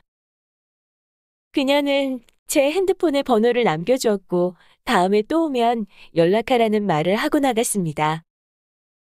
무척이나 행복했던 밤이었죠. 그 어느 때보다 좋았고요. 저는 모텔 밖으로 나가자마자 친구들한테 연락을 하고 해장국을 먹으면서 다들 어땠는지 후기담을 나눴습니다. 한 놈은 실패해서 모텔을 잡고 혼자 잤다고 말하는데 저는 등신 같은 놈이라며 비웃어줬습니다. 그렇게 해장국을 다 먹고 저는 다시 서울로 올라왔습니다. 그리고 또다시 일개미가 되어 열심히 일을 했고요. 일을 하던 중 그녀에게 카톡이 오더라고요. 이번 주는? 그런 그녀의 연락에 저는 주말이 얼른 오기를 기다렸고 금요일 저녁이 되자마자 그녀가 있는 곳으로 또 다시 달려갔습니다. 그녀는 못 본 새 더 섹시해져 있었습니다. 아무래도 제가 이 여자한테 푹 빠진 것 같았어요. 그만큼 이 여자와의 관계에서 너무 잘 맞았거든요. 결국 만나자마자 그녀를 데리고 모텔로 향했습니다. 처음과는 다르게 천천히 느끼며 그녀를 꼭 안아주었습니다. 그녀의 만족스러운 소리를 들으면서 너무 좋았습니다. 그 짧은 시간에 몇 번을 했는지 모르겠고요. 그렇게 저희는 할 때마다 둘 다 너무 만족스러웠습니다. 다음 날에는 같이 아침 겸 점심도 먹고 영화도 봤죠. 그리고 그녀는 데려다 준다는 말도 거절하고 혼자 갈 수 있다며 저를 먼저 보내더라고요. 그런 그녀에게 저는 또 연락하겠다고 얘기하고 또 다시 서울로 돌아왔습니다. 그렇게 연인처럼 연락하고 지내면서 이번 주말에도 내려간다 했더니 이번 주는 안 될 것 같다며 거절하더라고요. 그래서 저는 일단 알겠다고 말하고 혹시 볼 일이 일찍 끝나게 되면 연락을 달라고 했습니다. 결국 그 주말에는 친구들과 서울에서 놀게 되었는데 이전만큼 재미가 있지 않더라고요. 이상하게 그녀가 자꾸 생각이 나서 그런 것 같았습니다. 그녀에게 카톡을 했지만 답이 없었고 전화를 해도 받지 않더라고요. 괜히 신경이 쓰였습니다. 그렇게 주말 내내 연락이 없던 그녀는 평일이 되어서야 연락이 오더라고요. 그리고는 바쁜 일이 있어서 연락을 제대로 못해서 미안하다고 말했습니다. 저는 그런 그녀에게 일은 잘 끝난 거냐고 물었고 그녀는 응, 뭐. 대충. 이라며 넘어갔습니다. 그리고 그녀에게 그럼 이번 주말에는 볼 수 있냐고 물어봤습니다. 그런데 그녀가 대답을 망설이더라고요. 아마 이번 주말에도 보기 어려울 것 같아. 미안해, 정말. 저는 알겠다고 대답은 했지만 혹시 나에 대한 관심이 떨어진 건지 걱정되었습니다. 그런 대답에 괜히 마음도 초조해졌죠. 그녀를 찾아가 볼까 싶기도 했지만 저는 그녀의 직장도 집 주소도 아는 게 전혀 없었습니다. 그냥 그녀가 부르면 말해주는 장소로 가서 만나기만 했으니 제가 말없이 간다고 한들 만날 방법은 없었죠. 그렇게 또 그녀를 보지 못한 채 한 주가 무의미하게 흘러갔습니다. 그런데 주말이 지나자 또 그녀에게 연락이 왔습니다. 이번 주는 내려올 수 있으면 내려와. 그녀가 나한테 마음이 멀어진 건가 라는 걱정과 함께 설레는 마음을 갖고 주말에 그녀를 보러 내려갔습니다. 못 본 지 오래돼서 저희는 서로 보자마자 그동안 못했던 것들을 모두 다 풀어냈습니다. 뭐 어느 때보다 우린 뜨거웠고요. 저도 모르게 점점 그녀에게 빨려 들어갔습니다. 그녀도 오랫동안 못 본 저를 달래주는 듯 평소보다 더 정성을 쏟았죠. 한참을 그렇게 뜨거워지고 있는데 갑자기 그녀의 전화가 울렸습니다. 그녀는 깜짝 놀라면서 핸드폰을 보더니 난감한 표정을 지었습니다. 언뜻 봤는데 핸드폰에 하트가 붙은 이름이 저장되어 있었죠.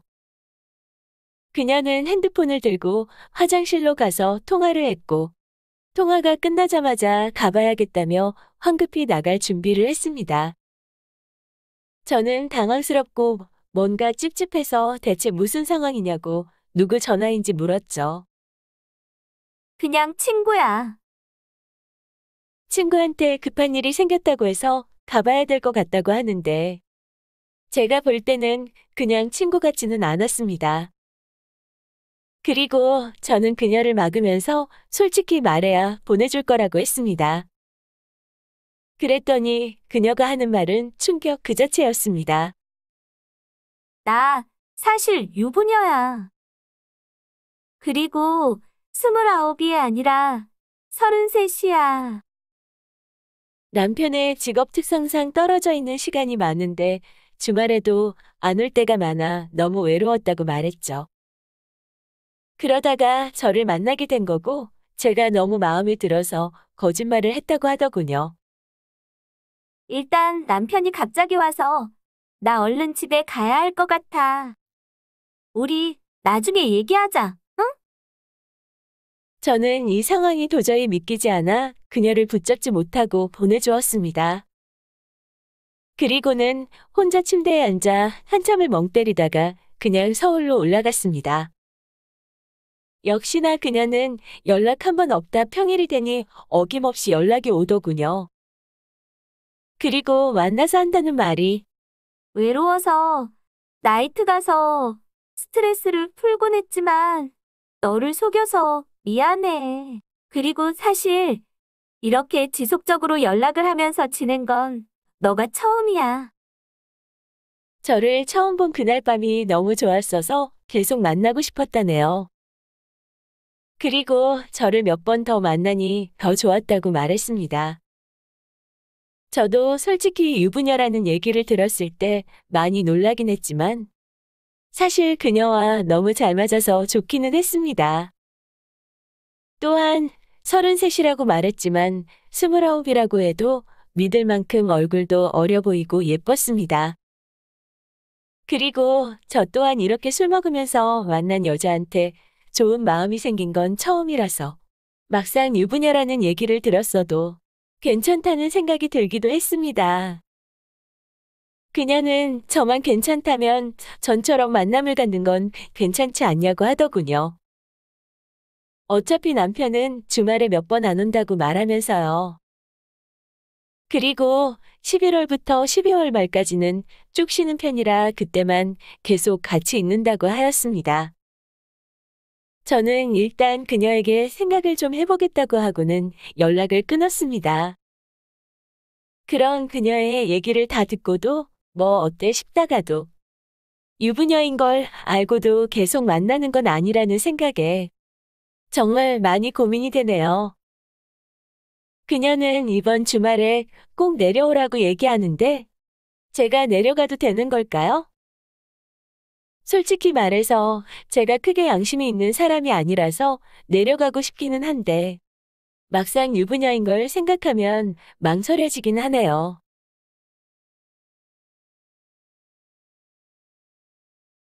오늘의 사연 시작합니다. 안녕하세요. 저는 40대 미혼 남성입니다. 저는 금융투자 관련 일을 하면서 또 건물에서 나오는 세 받으며 살고 있습니다. 금융 쪽 일을 하면서 저는 종목을 보는 눈이 남달랐고 공격적인 투자 성공을 잘하는 편이었어요. 그래서 제 돈뿐만 아니라 여러 고객님들의 돈 관리를 하며 투자를 성공해서 불려주고는 했습니다. 그러다 보니 이쪽에서 소문이 났고 돈 많은 사람들, 사자 직업을 가진 사람들 등 많이 어울리며 다니게 되었어요. 덕분에 좋은 정보도 얻고 그랬습니다. 그러다가 알게 된 좋은 형님이 계신데 제가 투자하는 걸 도와드리면서 큰 재미를 보신 분이세요. 그러다 보니 저에게 고맙다고 너한테만 알려주는 거라고 좋은 부동산 정보를 얻었고 저는 있는 돈 없는 돈 다 끌어모아서 투자를 했습니다. 제가 구매한 건물은 그야말로 알짜배기 건물이었어요. 그쪽이 개발이 되면서 제 건물이 딱 중앙에 있는 상황이라 구입했던 비용보다 몇십 배가 뛰어 매매를 했습니다. 저는 그 돈으로 다른 4층짜리 건물을 매입했고 건물 세를 주며 운영하고 있습니다. 아직 투자 관련 일을 하면서 건물 관리도 하고 있어요.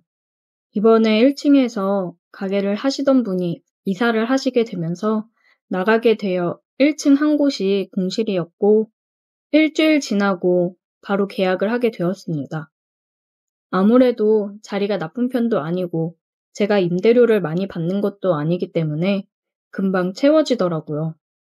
계약을 하러 나가 임차인을 만났는데 30대로 보이는 여성이 나왔어요.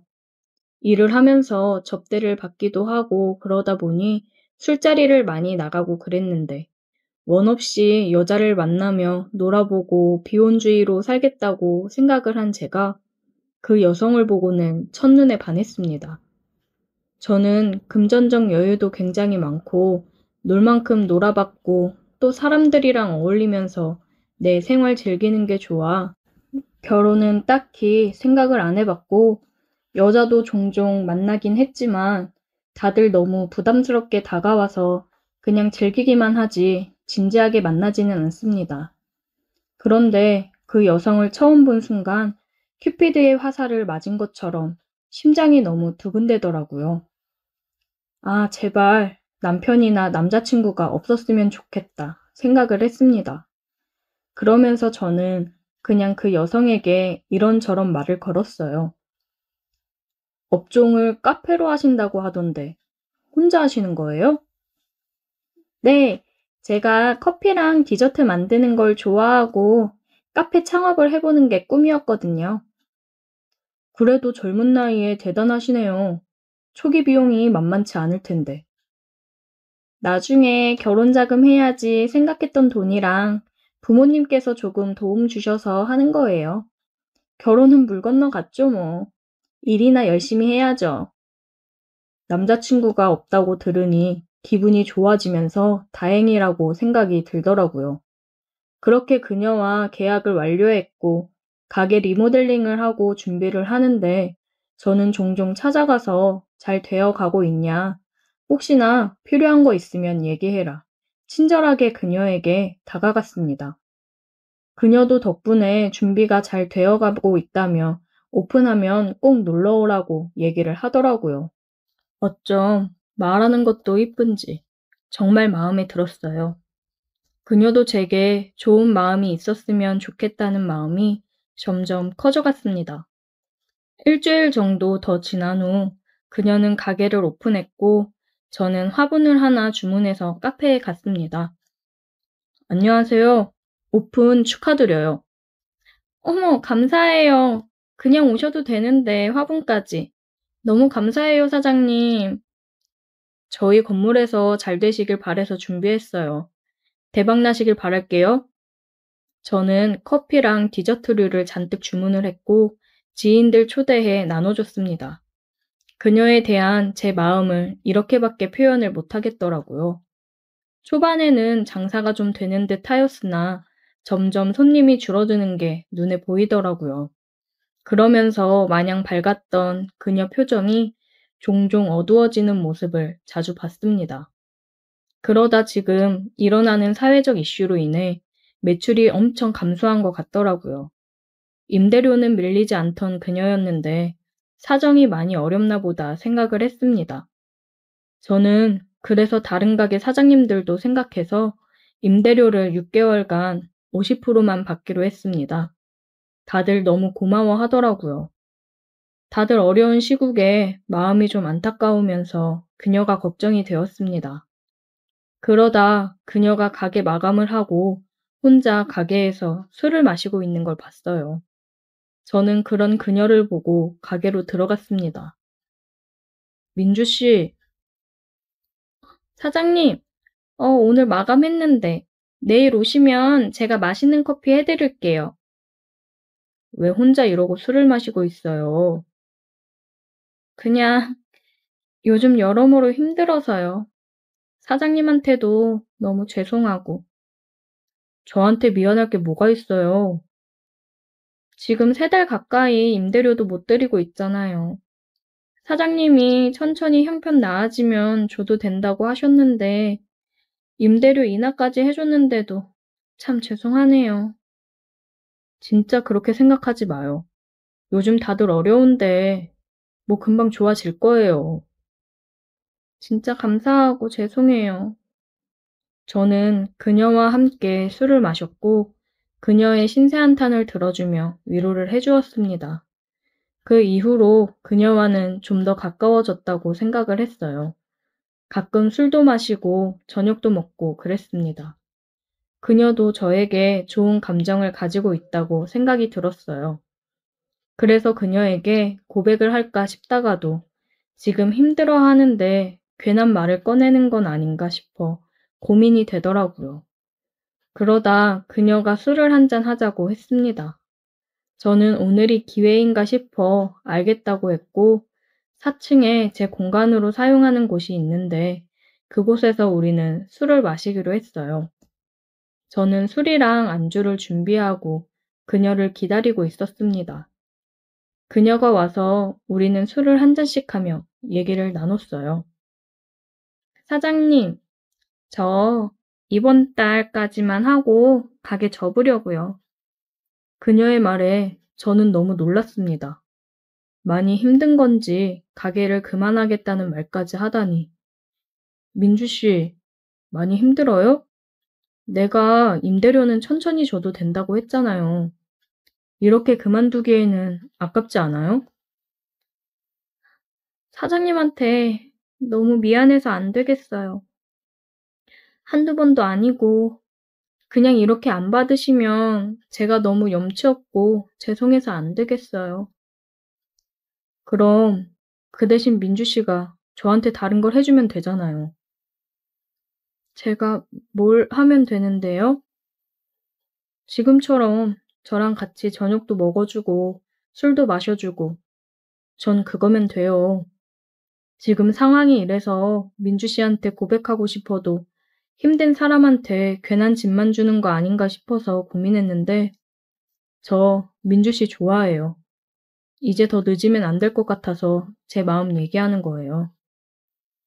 제 말을 듣더니 그녀는 눈물을 흘리더라고요.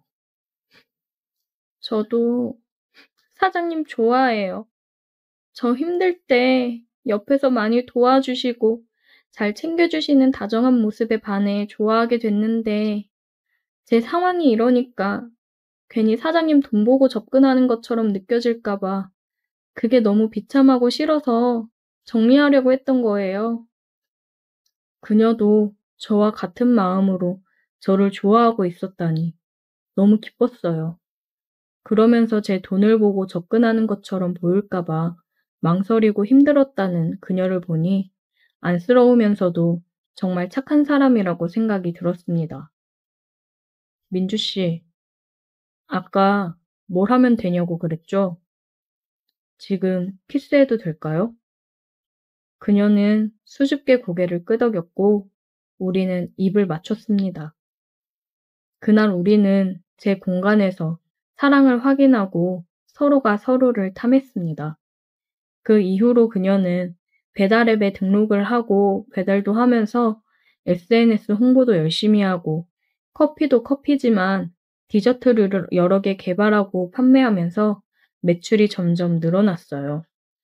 그녀와 저는 내년에 결혼을 생각하고 있습니다. 자기 힘으로 최대한 일어서려고 하는 그녀의 모습을 보고 저는 또 한 번 그녀에게 반했어요. 이 여자를 만나기 위해 제가 여태 결혼을 안 하고 있었나 봅니다. 오늘의 사연 여기까지입니다. 오늘도 들어주셔서 감사해요. 구독, 좋아요, 알림 설정 부탁드려요. 오늘의 사연 시작합니다. 안녕하세요. 저는 40대 여성입니다. 최근 저에게 있어서 크다면 큰 일탈을 했는데 어디에 얘기를 할 곳도 없고 해서 이렇게 사연을 보내봅니다. 남편은 평범하게 직장을 다니는 월급쟁이였습니다.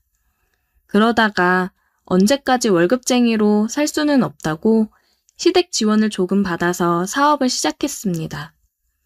이 사람이 말주변이 좋고 그래서 그런지 항상 주변에 사람이 많고 그랬는데 그런 재주가 사업하는 데 도움이 되었는지 사업에 성공해서 돈을 많이 벌었어요. 어떻게 보면 사업으로 개천에서 용난 케이스인데 그래서 그런지 큰 돈을 만지다 보니까 아주 자기중심적이고 가정은 뒷전이고 어깨에 힘을 잔뜩 주면서 다니더라고요.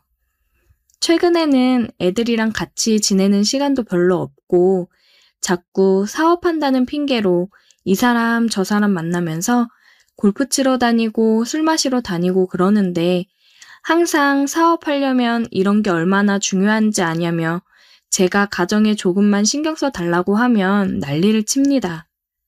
예전에는 아이들이랑 잘 놀아주고 그래서 아이들도 아빠를 굉장히 좋아했는데 요즘은 아이들한테 그냥 돈 벌어다 주는 사람이 되었어요. 참, 돈을 많이 버니 좋다가도 이런 상황들을 보면 그냥 이전 월급쟁이였을 때가 나았을 수도 있겠다 싶더라고요. 진짜 매번 무슨 모임들이 그렇게 많은지 지긋지긋했습니다. 저도 오랜만에 아는 지인들을 만나서 저녁도 먹고 스트레스를 풀러 나왔어요. 애들이 이제 좀 커서 자기들끼리 있기도 하고 술도 마시고 들어갈 거라 친정엄마 집에 모시고 애들이랑 같이 있을 수 있게 하고 나왔습니다. 진짜 오랜만에 수다를 떨고 술을 마시는 거라 너무 신이 났어요. 우리 남편은 무슨 모임이 그렇게 많은지 집에 붙어있는 꼴을 못 봐. 들어와도 맨날 술 먹고 늦게 들어오고 복장 터져 죽겠다니까? 민수 엄마, 남편은 돈이라도 잘 벌어오잖아. 그럼 된 거지 뭐. 돈 잘 벌면 뭐해. 집구석에는 관심도 없는데. 요즘은 애들이 어떻게 생활하는지 들여다볼 생각도 안 한다니까. 우리 집 남편은 돈도 못 벌면서 밖으로 얼마나 쏘다니는데 진짜 한 대 콕 쥐어받고 싶다니까. 민수 엄마 남편 돈도 잘 벌고 그러잖아. 다른 여자 생긴 거 아니야? 의심해봐야 된다. 남자들은 돈이 많아지면 한눈 팔게 되어 있어.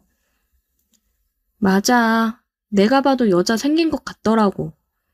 여자 생기거나 말거나. 어차피 나도 사랑 같은 거 잊은 지 오래고 돈이나 따박따박 많이 갖다 주면 상관없지 뭐. 그래. 요즘 남자들만 여자 끼고 바람 피고 그러는 거 아니야. 여자들도 바람 엄청 핀다더라. 바람도 뭐 남자 만날 곳이 있어야 피는 거지. 다 늙어서 남자를 어디서 만나. 요즘 배드민턴이며 산악회며 모임이 엄청 많은 거 알지? 그중에 반은 불륜 모임이래. 나 아는 언니도 산악회에서 남자 만나가지고 재미 엄청 본다잖아. 어머, 진짜? 이 인간도 모임 엄청 다니는데 여자 만나러 다니는 건가? 충분히 그럴 수도 있지. 민수 엄마도 산악회 같은 거 나가서 건강도 챙기고 남자도 만나고 좀 그래. 우리 중에 남자친구 없는 거 민수 엄마뿐일걸? 우리도 다 모임에서 남자친구 만나서 즐기고 살잖아. 안 그러면 못 살아. 저는 지인의 말을 듣고 산악회에 나가보자 싶었습니다. 남편에 대한 복수였어요. 지만 바람 필 줄 아나? 저도 아직 어디 가서 남자 만나고 다닐 수 있다는 걸 보여주고 싶었어요. 지인이 알려준 산악회 카페에 가입을 했습니다. 저는 도토리라는 닉네임을 가지고 가입을 했어요. 카페를 보니 산악회 일정 공지가 올라와 있더라고요. 그래서 저는 이번 일정에 참여를 해보자고 생각을 했습니다. 여기는 제법 크게 운영을 해서 그런지 버스를 대절해서 산을 타러 가더라고요. 처음 모임에 나가는 건데 사람들이 꽤 많이 있었습니다. 다들 구면인 건지 서로 인사를 하기 바쁘더라고요. 안녕하세요. 오늘 처음 오셨죠? 네, 맞아요. 오늘 처음 왔어요. 잘 오셨어요. 산 올라가서 맑은 공기 마시고 맛있는 것도 먹고 내려오면 힘들거나 지친 일 있을 때 싹 풀려요. 오늘은 오르기 쉬운 산이니까 힘내서 정상까지 같이 가요. 네, 감사합니다. 잘 부탁드려요. 한 남자가 다가와서 친절히 챙겨주더라고요. 고마웠습니다. 버스에서도 옆에 앉아서 대화를 많이 했어요. 버스가 도착해서 멈췄고 저희는 산을 오르기 시작했습니다.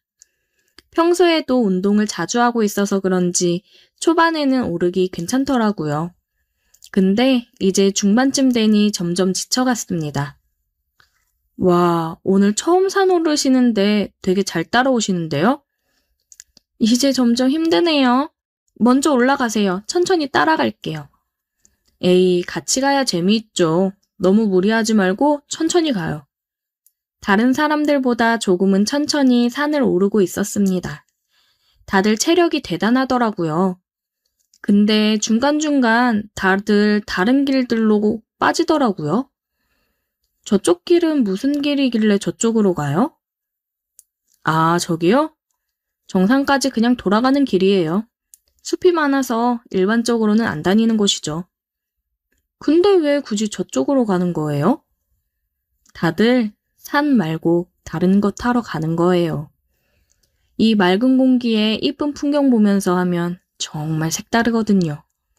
대부분 각자 짝 맞춰서 사랑나누러 오는 사람들이 더 많아요. 그냥 정상까지 산 오르는 사람은 몇 안 되고요. 아, 그렇구나. 그렇게 다른 사람들이 빠지는 길을 뒤로 한 채 저는 정상을 향해 올라갔습니다. 정상에서 싸온 도시락을 조금 먹었어요. 정말 꿀맛이더라고요. 도시락을 먹고 조금 기다리니 옆길로 빠졌던 사람들이 올라오기도 하더라고요. 몇몇은 보이지 않는데 내려간다고 해서 물어봤어요. 아직 안 온 사람들이 있는 것 같은데. 아, 벌써 내려갔을걸요? 그냥 정말 딱 그것만 하고 내려가는 사람들도 있거든요. 내려가서 버스에 타니 정말 먼저 와 있는 사람들이 있더라고요. 가까운 식당 예약을 해놓고 같이 막걸리에 전을 먹었어요. 산 정상에서 도시락 먹은 것도 맛있었지만 이게 정말 맛있었습니다. 다른 사람들이랑도 막걸리 한잔하며 얘기를 나누다 보니 가까워졌어요. 다음 산행에 대해 이야기를 해주더라고요. 조금 거리가 있는 곳으로 가는 거라 숙박을 하고 올 생각이라고요. 카페에도 공지하겠지만 갈 생각 있는 사람들은 미리 인원 파악해야 되니 꼭 댓글을 남기라고 하더라고요. 정현 씨, 가실 거죠? 같이 갔으면 좋겠는데. 이 남자가 같이 가자고 얘기하니 같이 가야 될 것 같았습니다. 네, 가야죠. 너무 재미있겠어요. 결혼하고 아이를 낳고 나서 혼자 이렇게 놀러 외박을 한 적은 없어서 굉장히 설레고 떨리더라고요. 남편은 어차피 얘기해봤자 집에 없을 테고 친정에 아이들을 맡기고 가기로 했습니다. 놀러 갈 생각에 너무 설레었어요. 놀러 가기로 한 날이 되었고 대절한 버스를 타고 목적지로 향했습니다. 다들 버스 안에서부터 노래 부르고 난리가 났더라고요. 너무 재미있었습니다. 저희는 또 산을 오르러 도착했습니다. 역시나 몇몇 무리를 지어서 출발을 했어요. 정현 씨, 우리 오늘은 이쪽 길로 갈래요? 좋아요. 성훈 씨는 오늘 다른 길로 가기를 요청했습니다. 저는 이럴 목적으로 온 거기 때문에 좋다고 얘기를 했어요. 드디어 본격적인 일탈이 시작되었습니다. 숲이 우거진 길 쪽으로 가더라고요. 살짝 무섭기는 했지만 설레는 두근거림이 더 커서 성훈 씨의 손을 잡고 열심히 따라갔어요. 한참을 깊숙한 쪽으로 오다 보니 사람이 없고 한적하더라고요. 성훈 씨와 저는 메고 있던 배낭을 내려놨습니다. 정현 씨, 처음 봤을 때부터 너무 이뻐서 하고 싶었어요. 성훈 씨는 제게 키스를 해왔습니다. 다른 남자랑 키스를 해보는 게 얼마만인 건지 심장이 너무 빠르게 뛰었어요. 남편이랑도 안 한 지가 몇 년이 되었는데 정말 너무 좋았습니다. 그렇게 저는 처음으로 야외에서, 그것도 산속에서 해봤어요. 굉장히 스릴 넘치고 색다르더라고요. 너무 좋았습니다. 너무 좋아요, 성훈 씨. 저는 완전히 빠져버렸어요. 저희는 오늘 산 정상에 오르지 않고 뜨거운 시간을 보낸 후 버스로 돌아왔습니다. 아직도 얼굴이 화끈거리며 심장이 뛰었어요. 그리고 잡아둔 숙소로 와서 다들 씻고 나와서 저녁을 먹었어요. 완전 술파티였습니다. 노래 틀고 춤추고 아주 난리가 났어요. 너무 재미있더라고요. 이런 재미를 느껴보고 산 지가 언제인지 까마득했습니다. 성훈 씨가 제 손을 잡으며 쳐다보더라고요. 저희는 눈빛을 교환했고 난장판인 그곳을 빠져나와 숙소 뒤편 산책로로 향했어요. 다들 술 진짜 너무 많이 먹는 것 같아요. 오늘은 좀 덜 먹는 거예요. 진짜 술꾼들이 너무 많아요. 그래도 너무 재미있어요. 이렇게 맘 편히 웃으면서 놀아본 게 얼마만인지. 정연 씨가 재미있어 하니까 다행이네요. 내가 더 재미있게 해줄까요? 또다시 성훈 씨는 입을 맞춰 왔고 저는 성훈 씨의 목을 감싸 안았습니다. 인적이 드문 산책로라 사람이 없기는 했지만 혹시나 누가 들어올까 노심초사하면서 하니 더 좋더라고요. 그렇게 또다시 뜨거운 시간을 보냈어요. 숙소로 돌아가니 다들 술 먹고 여기저기 뒤엉켜 뻗어 있더라고요. 어지러진 걸 대충 치우고 방으로 들어와 성훈 씨와 함께 잠이 들었습니다. 팔베개를 하고 잠이 들었는데 팔개맥마저도 너무 좋았습니다. 집으로 돌아오니 남편이 집에 있더라고요. 웬일로 집에 있대? 놀러 간다더니 이제 오는 거야? 얼굴이 좋아 보이네. 재미있었나 보지? 응, 엄청 재미있던데? 나도 이제 바깥 생활 좀 자주 해야겠어. 그래, 마음껏 해봐라. 밥이나 줘. 남편은 저를 보고 비웃듯이 꽃방귀를 끼며 밥이나 차리라고 하더라고요. 그래, 내가 네가 버는 돈 열심히 쓰면서 나도 남자 만나고 다닌다 다짐을 했습니다. 역시 나이를 먹어도 연애를 하든 남자를 만나야 되나 봐요. 더 열심히 자기 관리를 하게 되더라고요. 요즘 성훈 씨랑 데이트하는 게 너무 좋아 하루하루가 행복합니다. 남편 놈은 제가 그러거나 말거나 매일 외박을 하고 밖으로 돌아다니고 있어요. 정말 이제는 부부라기보다는 아이들의 엄마, 아빠로서 동거만 하는 사이 같네요. 차라리 월급쟁이 남편이었을 때가 우리 가족한테는 더 좋았던 것 같아요. 돈이 많아지니 사람이 어쩜 저렇게 바뀔 수 있는지. 이미 그 사람이랑 똑같아진 저도 할 말은 없지만 가끔, 아주 가끔은 그 옛날이 그립습니다. 오늘의 사연 여기까지입니다. 오늘도 들어주셔서 감사해요. 구독, 좋아요, 알림 설정 부탁드려요. 오늘의 사연 시작합니다. 안녕하세요. 저는 3살 된 아이를 키우고 있는 남자입니다. 아내를 아이 둘 지나고 사고로 잃고 현재 장모님이랑 아이 이렇게 셋이서 함께 살고 있습니다. 장모님과의 관계가 깊어져 어떻게 하는 게 좋을지 몰라 이렇게 글을 작성해서 의견을 구해보고자 합니다. 장인어른은 집안에 돈이 많으셨고 장모님은 가정 형편이 많이 어려우셨다고 해요. 장인어른께서 장모님이 사시는 곳에 놀러 왔다가 우연히 장모님을 보고 첫눈에 반하셨다고 합니다. 장모님은 나이 차이가 많이 나는 장인어른이 자꾸 만나자며 다가오자 강하게 거부 의사를 표현했지만 장인어른은 장모님 형편이 어려운 걸 알고 장모님 부모님을 찾아가 빚 해결해 줄 테니 따님을 달라고 얘기를 해서 장인어른과 장모님이 결혼을 하게 되었다고 하더라고요.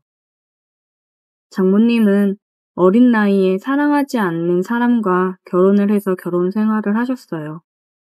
그리고 바로 제 아내를 출산하셨고 아이 때문에 참고 살았다고 했습니다. 그런데 장인어른이 술, 담배를 엄청 하셨었는데 정말 갑자기 심장마비로 세상을 떠났다고 하셨어요.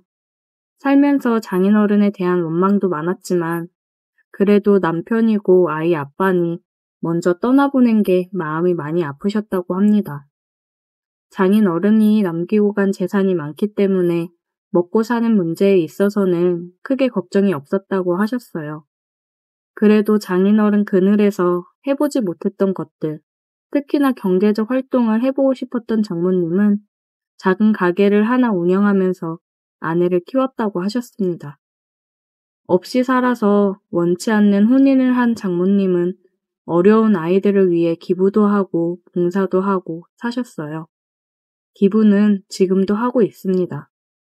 그런 장모님 밑에서 자란 아내여서 그런지 아내도 참 밝고 사랑스러운 사람이었습니다. 결혼을 해서도 아내는 장모님 혼자 계시니 저랑 같이 장모님을 자주 찾아뵙고 식사도 같이 하고 가끔씩 여행도 다니고 그랬어요. 저도 부모님이 안 계셔서 그런지 장모님이 엄마처럼 잘 챙겨주셔서 정말 감사했고 가족같이 지냈습니다. 한참 행복하게 결혼 생활하면서 아이 돌잔치도 끝내고 그랬는데 정말 한순간에 아내를 사고로 잃고 장모님도 저도 너무 힘든 나날들을 보내고 있었습니다. 아내가 사고로 세상을 떠나고 원래 지내던 곳에서 모든 걸 정리하고 다른 지역으로 이사를 했어요. 아내와 함께 했던 집에서 생활하기 힘들 것 같았는데 마침 회사에서 다른 지역에 지점 하나를 더 낸다고 해서 제가 가겠다고 했습니다. 어린 아이 때문에 장모님이랑 함께 지내기로 해서 같이 이사를 했습니다. 장모님이 아이를 봐줬어요. 힘든 마음을 추스르고 장모님도 저도 힘겨운 상황에서도 서로를 의지하면서 지내고 있었습니다. 장모님도 젊으신 편이기 때문에 사람들이 가끔 저희를 부부로 오해하기도 했어요. 저 또한 장모님이랑 지내오면서 결혼 생활을 하고 있는 듯한 기분이었습니다. 아내랑 장모님이 많이 닮기도 했거든요. 저희는 묘한 분위기 속에서 함께 지냈습니다. 모든 문제는 술을 마시고 나서 일어나죠. 회식이 있는 날이라서 술을 먹었는데 조금 과하게 먹은 날이었어요. 업무 스트레스도 심했고 아내가 더 그리운 그런 날이었거든요. 그렇게 취해서 새벽에 집에 들어갔습니다. 장모님께서 안 주무시고 혼자 눈물을 흘리며 소주를 드시고 있었어요. 장모님, 왜 혼자 술을 드시고 계세요? 박서방 왔어? 에휴, 나도 참 죽책맞게. 신경 쓰지 말고 얼른 들어가 쉬어. 저도 한 잔 주세요. 아내가 그렇게 떠나고 나서 장모님이랑 처음으로 같이 술을 마셨습니다. 장모님, 윤경이 그렇게 떠나보내고 저 진짜 장모님 덕분에 살고 있습니다. 장모님 아니었으면 맨날 술독에 빠져 있었을 거예요. 우리 윤지도 제대로 못 돌봤을 거고요. 장모님도 힘드실 텐데 너무 감사해요. 내가 윤경이 엄마, 윤지 할머니로서 당연히 해야 되는 일들인데 뭐가 고마워. 고마워하지 마. 장모님이랑 한참을 얘기하면서 술을 마셨어요. 이렇게 술을 많이 마시면서 힘들어하는 이유는 저도 장모님도 알고 있었습니다. 떠난 아내에 대한 그리움도 있었지만 미안함이 더 컸습니다. 장모님이랑 이렇게 지내면서 우리는 서로에게 마음이 있다는 걸 느끼고 있었어요. 저는 장모님을 여자로, 장모님은 저를 남자로 보고 있었습니다. 한 집에서 계속 같이 지내고 아이도 있고 결혼한 부부처럼 생활을 하고 있는데 그리고 젊고 아내 닮은 장모님이니 제 마음이 마음대로 되지 않더군요. 애써 서로 부정하고 외면하고 있었지만 사람 마음이라는 게 어디 마음대로 되던가요? 서로에 대한 마음이 점점 더 커져가니 힘들 수밖에요. 장모님, 저 더 이상 제 마음을 숨길 수가 없어요. 윤경이한테 너무 미안하고 이러면 안 되는 거 알지만 장모님을 향한 제 마음을 더 이상 멈추기 힘들어요. 박서방, 장모님도 저 사랑하시잖아요. 우리가 윤지랑 이렇게 행복하게 사는 게 윤경이도 바라는 거 아닐까요? 저는 얘기를 하면서 눈물을 흘렸습니다. 장모님이 눈물 흘리는 저를 보며 눈물을 닦아주었고 우리는 서로의 눈을 바라보았습니다. 사랑해요. 저는 사랑한다는 말을 하고 키스를 했습니다. 우리는 눈물을 흘리며 서로를 안았어요. 이제는 정말 돌이킬 수 없는 강을 건넜기 때문에 서로의 마음을 인정하고 표현했습니다. 그냥 지금 이 순간이 너무 소중하고 미안하고 여러 가지 감정이 겹쳤던 것 같아요. 하지만 이 시간 이후로는 정말 남아있는 우리의 행복만을 생각하려고 합니다. 다음날 아침 우리는 함께 눈을 떴고 다시 한번 서로의 마음을 확인했습니다. 우리는 서로 부르는 호칭도 바꿨어요.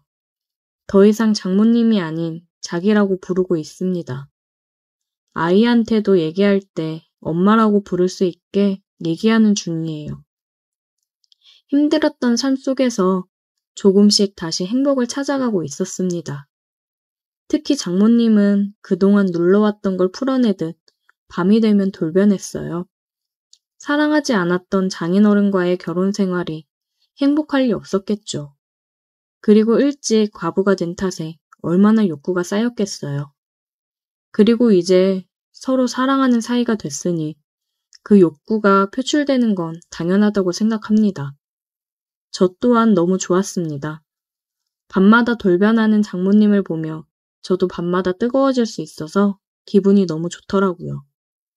퇴근하고 오면 항상 그랬듯이 맛있는 저녁을 준비하고 뽀뽀를 하며 저를 반겨주는 사람이 있으니 집에 들어오는 것도 행복입니다.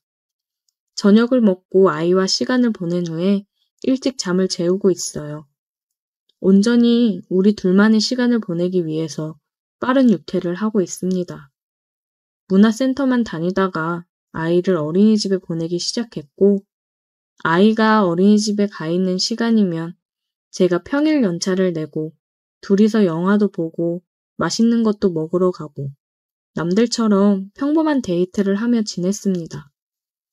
이렇게 행복한 날들을 보내는 와중에도 한 가지 걱정이 되는 건 아이가 컸을 때 혹시나 우리 사이가 일반적이지 않다는 걸 알았을 때 많은 상처를 받을까봐 걱정이 되네요. 평생 장모님을 엄마로 알고 살아갈 수 없을 테니까요. 이렇게 행복하다가도 그런 부분을 생각하면 또 한없이 생각이 많아지는 밤을 보내고 있어요. 우리는 가족으로 행복하게 살아가고 싶은데 커가면서 모든 걸 알게 되는 딸의 마음을 생각했을 때는 정말 이러면 안 되는 건가 싶기도 합니다. 우리 딸도 모든 걸 이해해 줄 수 있을까요? 그건 저희의 큰 욕심이겠죠? 어떻게 하는 게 현명한 방법일까요? 오늘의 사연 여기까지입니다. 오늘도 들어주셔서 감사해요. 구독, 좋아요, 알림 설정 부탁드려요. 제 채널에 오신 걸 환영합니다. 흥미로운 이야기들을 놓치지 않으려면 좋아요와 구독을 눌러주세요. 안녕하세요. 저는 30대 중반의 남자입니다. 결혼한 지 3년 정도 되었습니다. 현재 아내와는 2년 정도 연애를 하다가 결혼하게 되었습니다. 사실 2년 정도 연애하다가 결혼을 해서 부부 관계를 가지니 연애할 때의 느낌도 나지 않고 부부 관계에 대한 서로의 흥미가 떨어진 상태였습니다. 연애할 때는 정말 잘 맞고 좋았는데 결혼하고 나니 이게 또 다르더라고요. 어느 날 갑자기 아내가 할 말이 있다며 퇴근하고 일찍 들어오라고 연락이 왔습니다. 무슨 일이 있나 싶어서 괜히 느낌이 안 좋아 마음의 준비를 하고 퇴근하자마자 집으로 들어갔습니다. 아내가 술상을 차려놓고 저를 기다리고 있더라고요. 이건 무슨 상황이지 싶어 생각하고 있는데 아내가 빨리 와서 앉으라며 얘기를 하더라고요. 저는 옷을 갈아입고 아내가 차려놓은 술상 앞에 앉았습니다. 멀뚱멀뚱 쳐다보고 있는 저를 보며 아내도 저를 가만히 쳐다보다가 술 한 잔을 따라주면서 건배하고 한마디 하더라고요. 오빠, 나 요즘, 무슨 소리야? 우리 결혼한 부부 사이잖아. 근데 오빠는 내가 여자로 안 느껴져? 강원아지 여자로 느껴지니까 너랑 결혼하고 같이 살고 있는 거지. 제 말에 아내는 술 한 잔을 더 따라주면서 자기도 따라 마시더니 오빠, 우리 요즘 부부 관계가 너무 소홀한 것 같아. 라고 하더라고요. 결혼하고 나서 부부 관계가 줄어들고 해도 연애할 때만큼의 느낌도 안 나고 뭔가 귀찮아서 하는 것 같지도 않고 우리도 뭔가 변화가 필요한 시점인 것 같아. 얘기를 하면서 아내가 한숨을 쉬더라고요. 그래서 우리 관계에 지금 자극적인 게 필요한 것 같아. 이대로는 도저히 안 될 것 같아서 오빠한테 자극적인 걸 제안하려고 일찍 들어오라고 한 거야. 저는 아내의 말을 들으면서 도대체 무슨 소리인가 싶으면서도 자극적이라는 말에 괜히 긴장됐습니다. 자극적인 거? 자극적인 거라니 어떤 거? 아내는 그렇게 열변을 토하다가 막상 얘기하려니 우물쭈물하며 말을 못하더라고요. 한참 있다가 술 한 잔을 또 쭉 들이켜더니 충격적인 말을 했습니다. 오빠, 혹시 그런 거 알아? 서로 파트너를 바꿔서 하는 거. 위기를 극복하는 방법으로 들어봤어. 그런데 그건 왜? 내가 여기저기 검색해보니까 그런 게 많다더라. 서로 컨택이 잘 안 되고 사이가 소원해졌던 부부들이 그러고 나서 관계가 엄청 좋아졌다는 후기가 있더라. 그거 보면서 너무 흥분이 됐어. 저는 너무 당황스러웠어요. 이런 아내가 아니었는데 갑자기 이런 말을 꺼내는 것도 당황스러웠고 그런 걸 하자고 제안하는 것도 정말 받아들이기 힘들었어요. 근데 아무리 그래도 그렇지 어떻게 다른 사람들이랑 같이 그런 걸 해? 나는 다른 사람이랑 한 방에 있다는 것 자체가 부담인데 거기다 또 바꿔서 하자니 진짜 난 자신 없고 못하겠어. 아니, 도대체 왜 그런 생각을 한 거야? 오빠, 요즘 어때? 나도 다 알아봤어. 하려고 하면 귀찮다는 핑계로 하지도 않고 그냥 무의미하게 빨리 끝내려고 하잖아. 오빠가 그렇게 하니까 나도 의미 없이 하게 되고 이러다 보면 정말 이혼할 것 같아.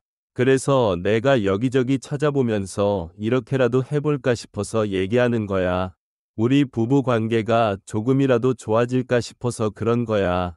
인터넷 카페에서 찾아보니까 처음에는 서로 좀 부끄럽고 어색하더라도 그 다음부터는 괜찮다더라. 그리고 나서 정말 사이가 더 좋아지고 그렇대. 아내는 벌써 인터넷으로 찾아보고 다 있었더라고요. 저는 그런 카페가 존재한다는 게 놀라웠습니다. 너무 당황스러워서 못하겠다고 말하고 화장실로 갔습니다. 화장실에서 나왔더니 아내가 울고 있더라고요. 아니, 여보 왜 울고 그래? 울지 마. 저는 아내의 어깨를 토닥이며 말했습니다. 오빠, 난 우리 부부 관계를 조금이라도 회복해 보려고 그런 건데, 오빠는 너무 이상한 쪽으로만 생각하니까 그게 너무 속상해서 그래. 나는 오빠랑 다시 예전처럼 연애할 때의 느낌을 받고 싶어. 지금도 우리 아이 없는데도 이러면 나중에 아이 낳고 나면 그때는 지금보다도 더 우리 관계가 안 좋아질 거야. 그럼 우리의 끝은 이혼이야. 오빠는 나랑 헤어지고 싶은 거야? 왜 노력을 안 해주려고 해? 솔직히 저도 연애할 때는 불타오르게 뜨거웠어요. 근데 결혼하고 나니 심리적인 문제인지 그냥 연애 때랑은 다르더라고요. 그래서 그런지 아내와의 관계에 있어서도 굳이 해야 하나 싶기도 하고 별로 좋은 걸 느끼지 못했어요. 제가 이런 걸로 아내도 불안해하면서 기분이 좋지는 않았을 거예요. 저는 아내를 보고 미안하기도 해서 알겠어. 해보자. 라고 말했습니다. 솔직히 궁금하기도 했어요. 다른 사람과 하다니 결혼하고 나서는 상상도 못했던 일을 아내가 먼저 제안하니 살짝 기대도 됐습니다. 생각해줘서 고마워. 오빠, 우리 그럼 날 잡아서 가능한지 일정 조율해보고 한번 해보자. 아내는 다음 날 카페에서 일정을 잡았다고 하더라고요. 이번 주 주말에 보기로 하고 방은 커플끼리 하나씩 따로 잡은 다음에 연락해서 한쪽에서 보기로 했습니다. 저희는 먼저 도착해서 기다리고 있었고 거의 다 왔다며 호수를 알려달라고 해서 알려주고 기다리고 있었습니다. 조금 뒤에 그들이 저희 방으로 오더라고요. 저희와 비슷한 나이대 같아 보였습니다. 서로 인사를 간단히 하고 대화를 나누며 긴장감을 풀고 어색함을 풀었습니다. 저희는 처음이라 너무 긴장이 되었고 그쪽은 여러 번 해봤다고 하더라고요.